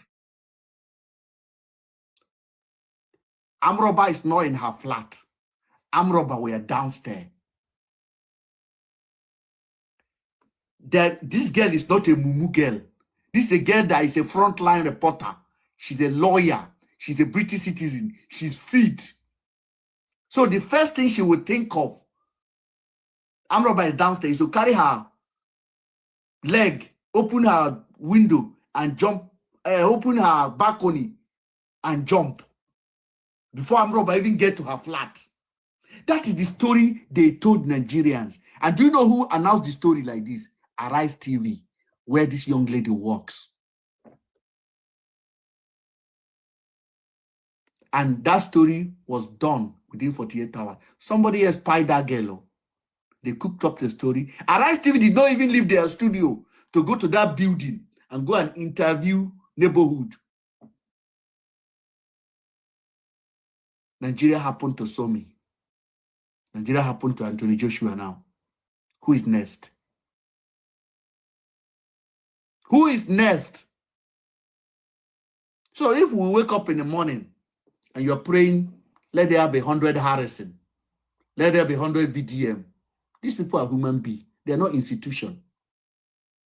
We need institution that works. Pastors are not institution, but indirectly the government have made them an institution. They bribe you with nonsense. And let's even come back to that pastor issue. They made nonsense of your feeling. Tell you somebody passport is appearing from somebody's shoe. Somebody is entering toilet and appearing in France. Somebody is getting pregnant for just touching my car.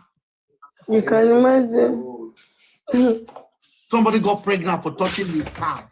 I stopped snow in Colorado for 7 days. I've been to Colorado in January. He definitely didn't do that. Yeah, but this man have millions of followers. It's like Coca-Cola in Nigeria. Colorado, snow in Colorado for 7 days. He talk with his mouth. I go Colorado for March. Go and finish me. Not to talk of January. He said in Colorado, when I got there, I said, God, he said it was a sunshine for the 7 days. As soon as I left, it began to snow. And members stood up and clap hand. The worst one is Apostle Suleiman. That he tells somebody to enter toilet in Germany and appear in France. The one way Adeboye they drink tea with God. Yes. We're not ready. We are not ready as a country. We're not ready.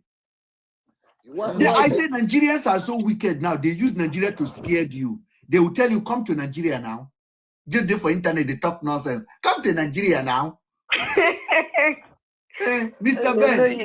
Ben, only internet they talk. Come to Nigeria now. I said, you can't carry Nigeria, they scare me like Kojuju Calabar. You know, in those days when we they scare children, you go off light.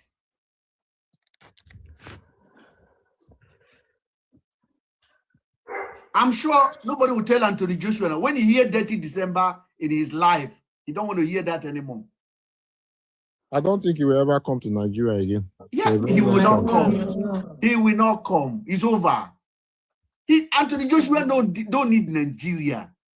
Okay, now let me ask you a question. Who is going to pay for insurance for them now? Because if it is in America, a car parked like that, even if it's my fault, I will sue that vehicle and its owner. Exactly. For obstructing the road. Nobody will pay. Nothing. The family, no compensation. Anthony Joshua will have to, I'm sure they have a travel insurance to Nigeria. We're in a serious problem in that country. Let me tell you how bad Nigeria is. Whenever I had accidents in Nigeria and they came to pick us from the spots, they took the people that were survived, that were really injured, but the critical. They took them first. And when they came back for those of us that had no injury, because I came out without a scratch, they put us in the same hillocks with the dead bodies. This is road safety. Road safety took us that were without injury, put us in the same hillocks with dead bodies of people that were taken, that were. Hey, what a trauma! And then they told us when we got there and they were going to take pictures of survivors, they told us to pay for the picture. Can you imagine? This was 2014 or 2013. That's what happened. Yeah, you pay for the accident picture after just being in a ghastly accident. What we have learned here today is unbelievable. A man came that basically gave his own testimony how he lost his wife with negligence in Nigeria. Another guy came and gave how he lost his uncle. I gave a story of how a man was celebrating his wife's birthday and went into shock, and they pray for him until they pray him to his grave. Nobody in that church know how to do CPR. In short, they did not even attempt it. They did not attempt any restoring the man's life. Where do we even start from here? So I always tell people that argue with me on social media, sometimes I say, if you're in Nigeria, don't come and argue with me. Just stay where you are and be rubbing your mumu brain. I am interested in advocating for those of us that have escaped the zoo, to encourage those that are intending to escape to make more effort. Because there's no better teaching than to wake up in London or wake up in the UAE with a system that works. I want to thank you guys that join us. Somebody join us now. Diola, go ahead. Is it Ola? Ola, you mute yourself. You can go ahead, or Mama Gold, or go ahead. Mama Gold. Hi, good evening. Good evening, sir. How you doing? We are here. We are mourning the tragedy that happened in Nigeria, and at the same time, we are thinking what lesson can be learned, and we are doing systematic criticism about institutions that have radically failed. I hope you've been listening, sir. Yeah. I've been in the comment section for a while. I've been listening to you. Go ahead, sir. My own bone of contention is Nigeria. When we say Nigeria, what do we mean by Nigeria? I'm going to ask you first of all. I'm sure you were born in Nigeria, yeah? I don't think yes, so. Born and grown with all my 1,300 and something teeth grown before I moved. I know. I can tell. Yeah. So when we're talking about how Nigeria is, whose fault? How did we get where we are now? And some people tend to say leaders, institution. Are the leaders not part of us? Are they not Nigerians? Our leaders are not from Cotonou or Ghana. They're us. So when we're saying Nigeria, I always want to know, what do we mean? Because let me tell you this, right? Europe is good. I've lived in Europe most of my life, from my teenage year to how old I am now. Yeah, and I just came out from Nigeria like basically by a month ago. I'm always in Nigeria. It's not easy at all. I mean, Nigeria never happened to any one of us. Amen. But how did we get here? And what is the way forward? What is the way out? Because let me tell you this. We can't run forever. Home is home. No, home is no home, sir. My UK is my home. Okay, fine. I've got so many people like you that that say that. Even friends, yes, even family. Yeah, wherever you are, home is there. But I'm saying for you and I that were born there, I'm not criticizing you. Mm-hmm. I'm in London at the moment. My family are here. Mm-hmm. I'll say practically I grew up here. Mm-hmm. I'm not. Don't get me wrong. It's nothing to do with. No, I understand, sir. I understand. Right. Go ahead. You are making a very valid point. Yeah, I'm just I love saying, it. Yeah. If we keep knocking ourselves on the head, because if we're talking Nigeria, it is us. We are that Nigerians. It is also. There's no Ghanaians there. Hold on. Sorry. With all due respect, sir. Yes, sir. I'm sure if you're a Yoruba guy, you will have Oriki. Mm-hmm. Yeah. If you're an Igbo guy, there are some things that some things they say in your language. They will say in your language that will make your head swell. I'm a Gira. Okay. As an Igberama, I'm sure you have Oriki. Mm-hmm. Yeah. They will call you by your name, and something will happen in your body. Mm-hmm. Yeah, that will lift you up. That is what I'm talking about. That is the identity I'm talking about. We are peculiar people. We've gotten it so wrong. Yeah, and it keeps happening to all of us. Anthony Joshua was very unfortunate today. The guy loves Nigeria. I saw his speech when the Queen was alive. When he spoke very well of his identity, being a British and being of Nigerian heritage. right? It's even that's a guy that was born here, born and bred here, but he knows something in him that is Nigerian. No matter what, I just want us to let's start thinking forward for the sake of. Hold on, sir. I think I've understood exactly where you are going. The idea of thinking forward, and you asked a very important question. You say, how did we get here?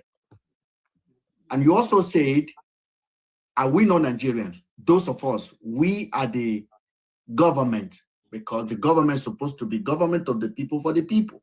By the people. Now, by the people. And you also make comparison to the UK and also the diasporans like you and your kids who have still find the route more attractive because of how you feel about it.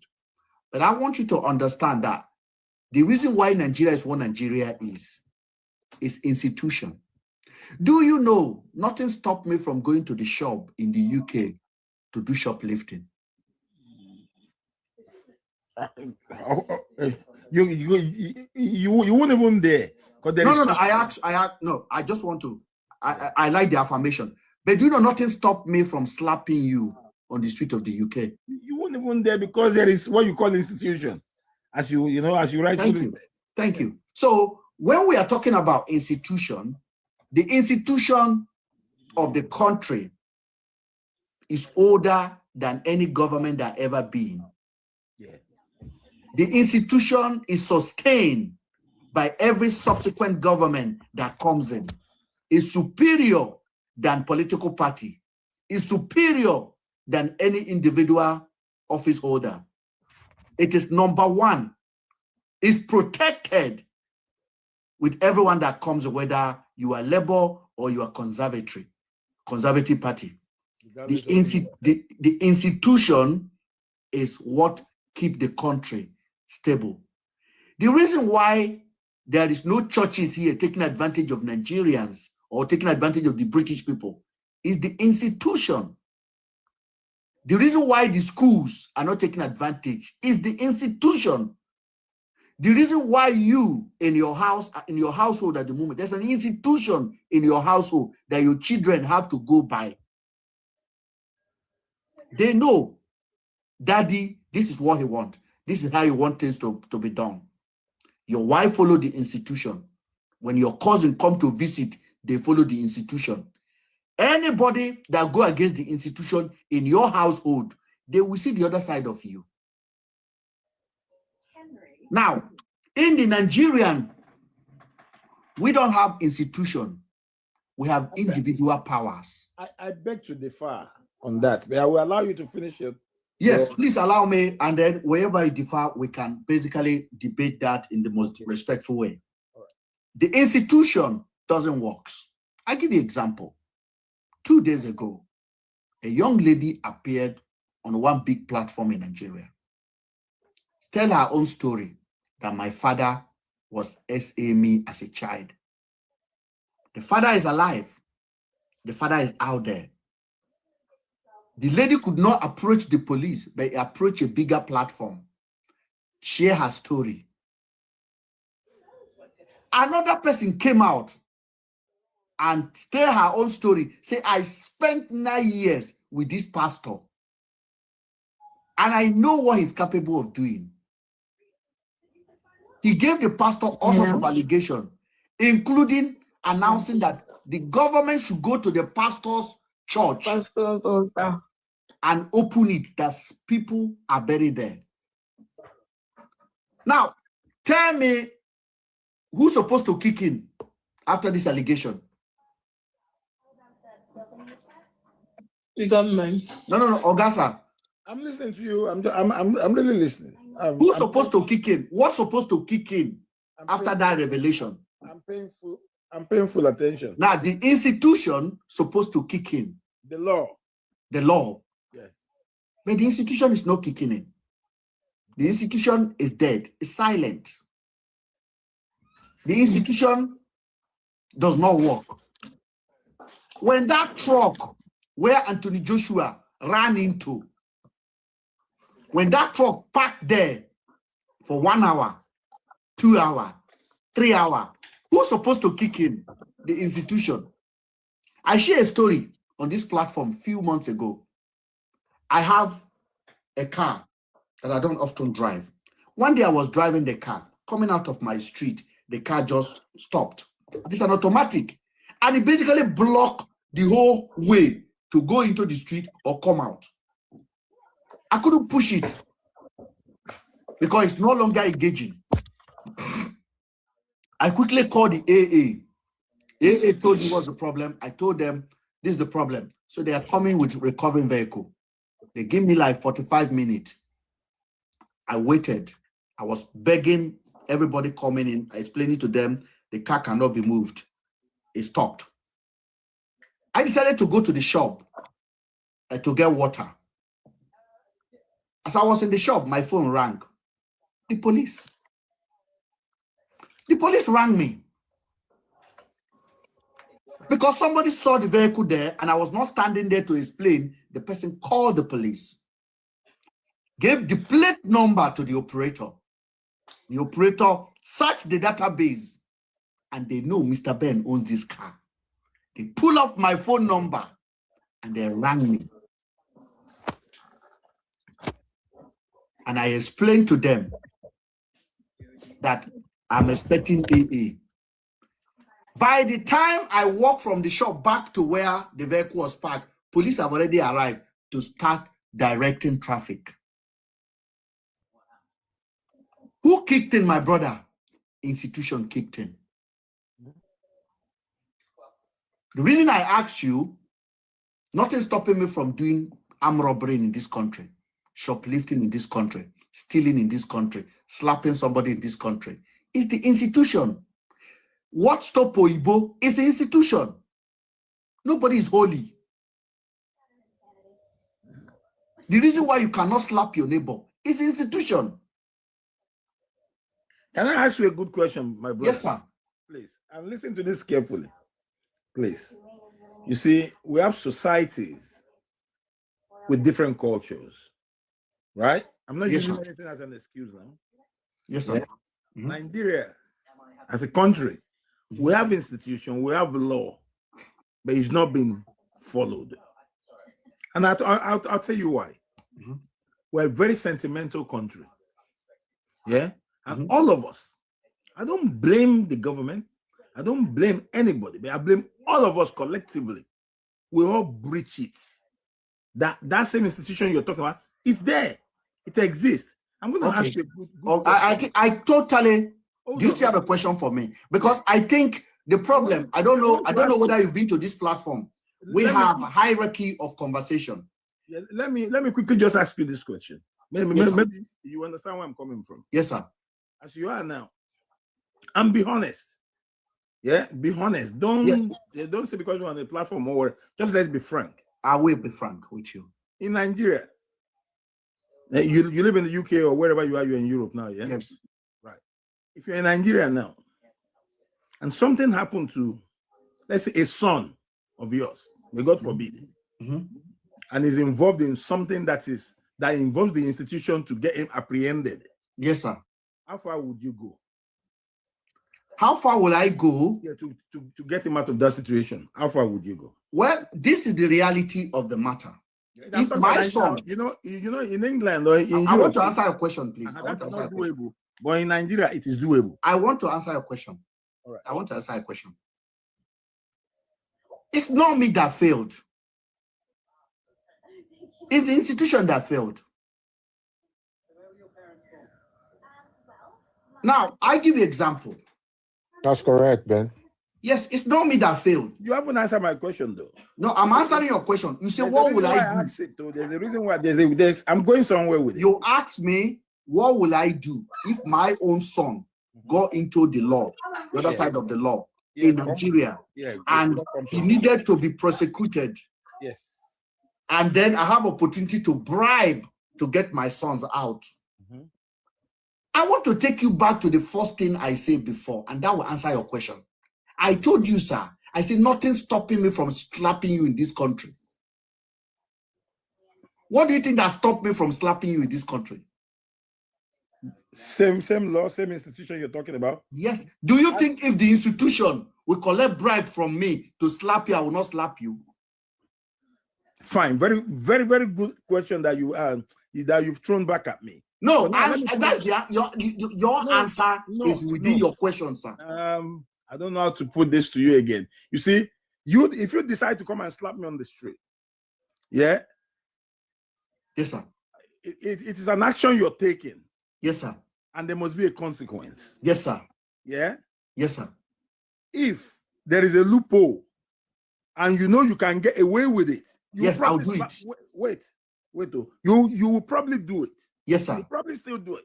If you Yes, know sir. there's a way you can get away with it. Yes, sir. That's exactly what is happening in Nigeria. It's not that there is no institution. Why do you think there's no way to get away with it in the UK?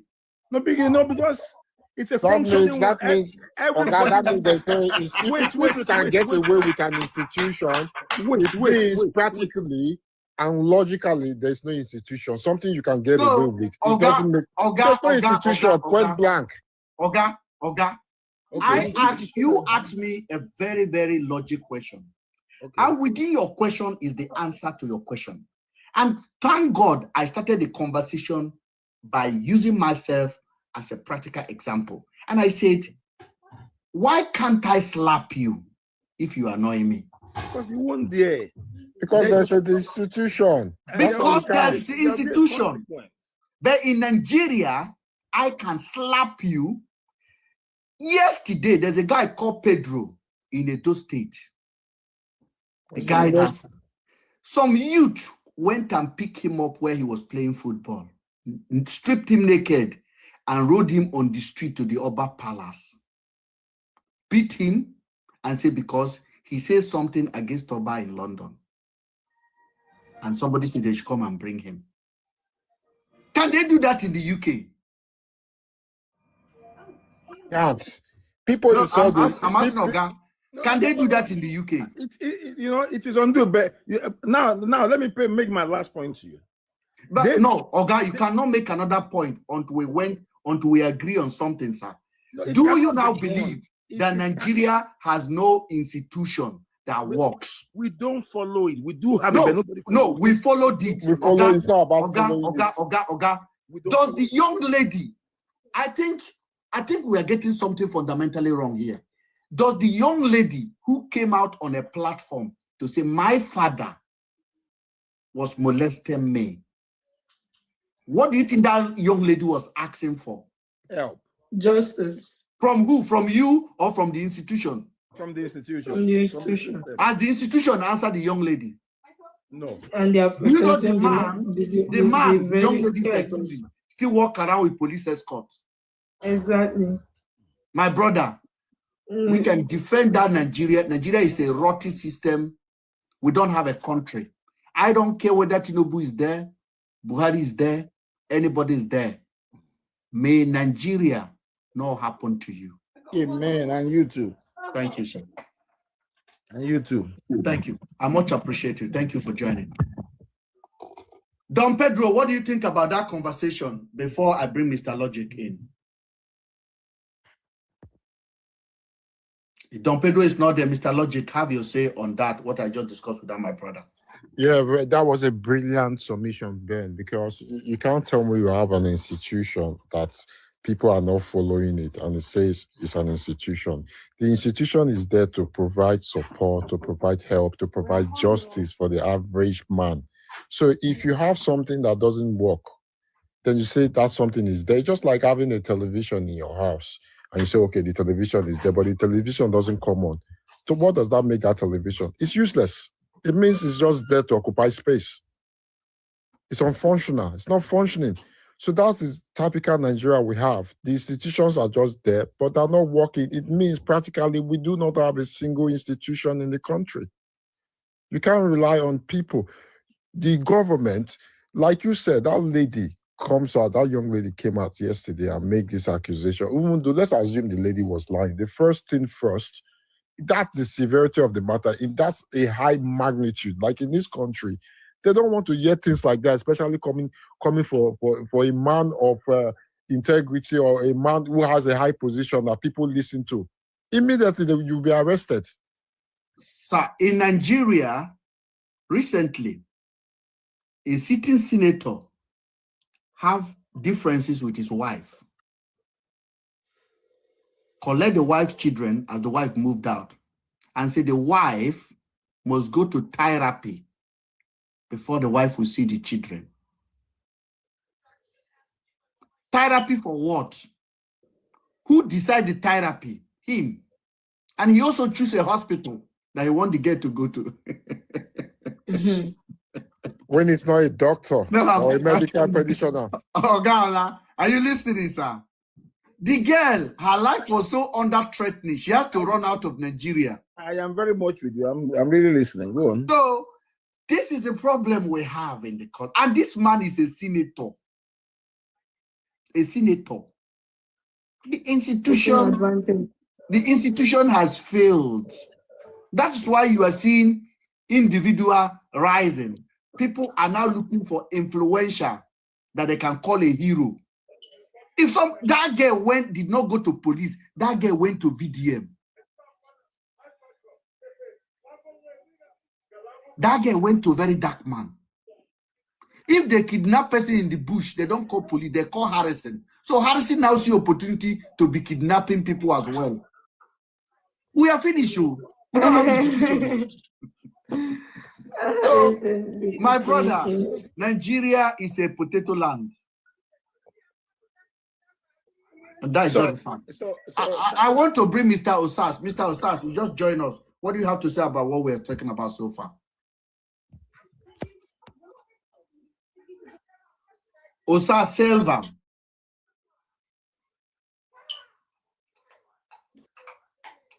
Osas. Right. So before Mr. Osas comes in, I just want to ask you, so we should just forget about Nigeria like that? Nigeria is already forgotten. So we should just let it go and just... Well, what we are doing, we can continue, we can continue advocating, educating few individuals in Nigeria. Unfortunately, the place that's supposed to be tapped to make any correction is our brain. And to be honest with you, it has been damaged beyond repair. I want you to tell me. I will accept that. Our orientation has been bastardized. Yes. So I want you to tell me, where is it possible that one man will come out and said, I went to Colorado. I stopped snow for 7 days. No, that's another level you're going to now. Oh, no. I'm talking about. He's trying to drive somewhere. I'm going somewhere. Okay. And that man say it boldly, and people clap. If you are in that man's church and he says something like that, would you stand up and clap for that? I will stand up and go and go home. So that 10,000 people that stood up and clap, those people have decided the fate of. If you're taking statistic, that is it. You can actually decide the fate of that whole city. Another one stood up and said, I told somebody to enter toilet in Germany and appear in France. And the person did it. And then people stand up and clap. So our people are entertained with this rubbish. These are not possible in the UK. It's not possible in Dubai. Now, oftentimes we talk about terrorism and radicalization. That is the worst radicalism. Just last week, somebody wake up and said the world is going to an end on 25th and building a Noah's Ark. And over 10,000 people carry their bag from their house and started walking towards the bush to go and enter Noah's Ark. And then after that, he went to an Afrobeat show to perform. After that, he went to an Afrobeat show. So how do you change? Do you know there's an institution that can stop that nonsense?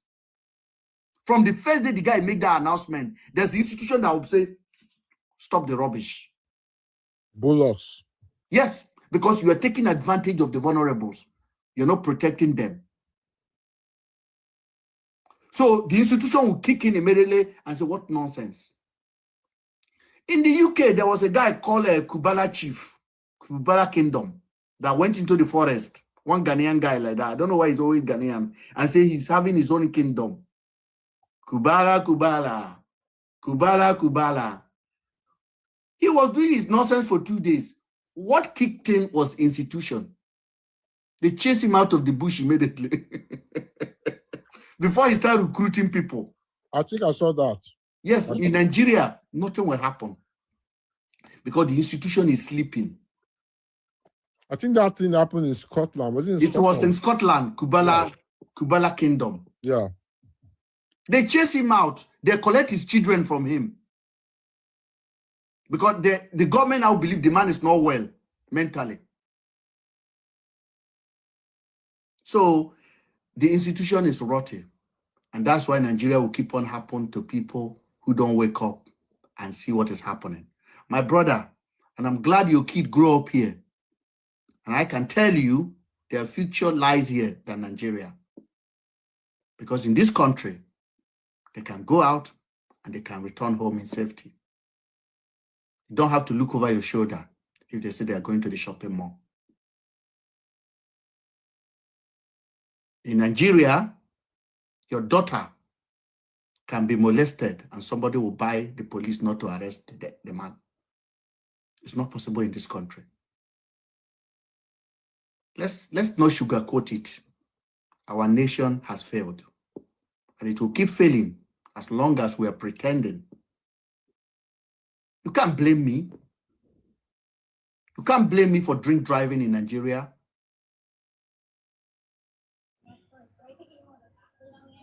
So, but wait. This brings me back to my first point. That okay, we say Nigeria. What is Nigeria? We are Nigerians. So even if the institution is failing, it is us that is failing. It's still down to the people. I know you made a very valid point that we have been bastardized. Yeah, our mentality, our orientation has been bastardized. By who? By us. By ourselves. But you know that can change. Yeah. Now that's what I'm coming. Can I answer him real quick? Now Yes, get to Jeffrey, that go ahead. change. How?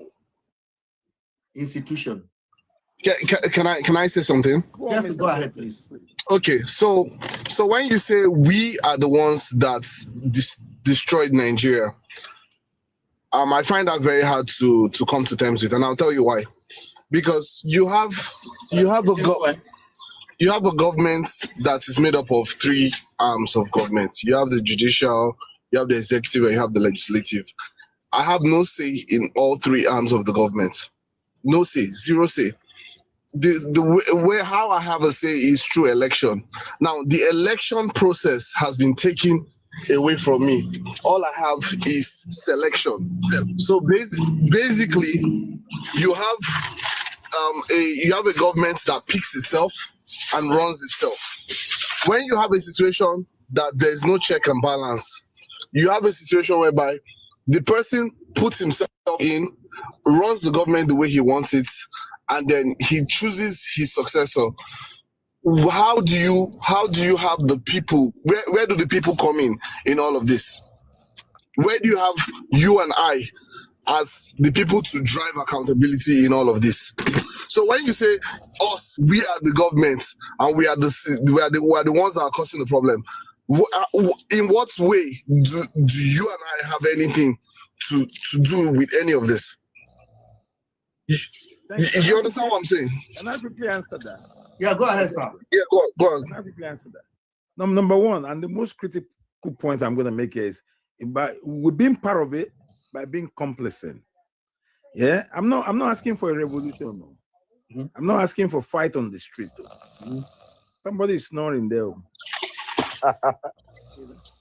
I think it's Tory or something. Tory. Right. You know, so if you can just mute him. Yeah, let me drop him. You know, because we have accepted the unacceptable. Yeah, and it just so baffles me that we are we're the greatest people in Africa. Nigerians is such a great nation. We are such a good people. It's unbelievable where we found ourselves. But moving forward, when I say it is all of us, down to us, because this government, Tinubu used to be, he went to a prime school in Nigeria. I'm just using him as a case study here. I'm not blaming anybody. He went to a prime school in Nigeria. Likewise, all the governors, likewise the senators. There was a time they were in school. They graduated in a certain university, and now they found themselves in government. That Tinubu could have been you and I. That senator could have been you and I. And we'll still be in the same situation. Because so can I ask you a question? Hold on, Jeffrey. Hold on. Just 1 second, please. I'm going to wrap up now. Because we're so complicit, we've accepted it by either being brainwashed by religion or being coward. Don't let me be afraid to say it. Because certain things happening with us, it can't happen in the Western world. The people will rise. Are we ready to rise? Are we ready to take our mandate? Because it is us. That's what I mean.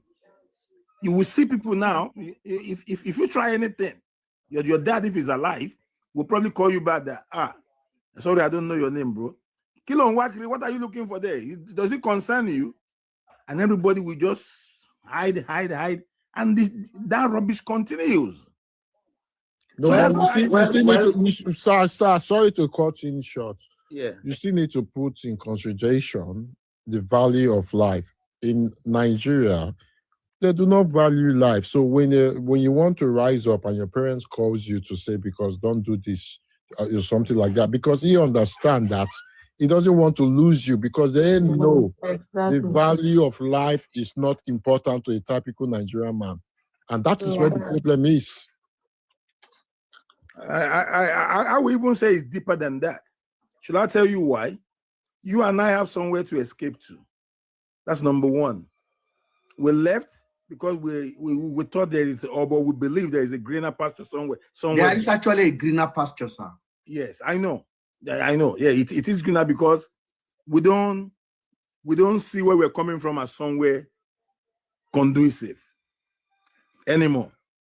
But imagine you and I don't have nowhere to run to. I will still be hoping to run out. We'll be like South Sudan. We'll just be worse. Exactly, because you see, it's either we fight for it and take it, or we just keep complaining till Jesus Christ comes. But the first thing, sir, I am going to completely disagree with you now on this particular point, that we have to fight for it and take it. Now, the first thing is to recognize that we have a problem. And I have had you here now for over 20 minutes.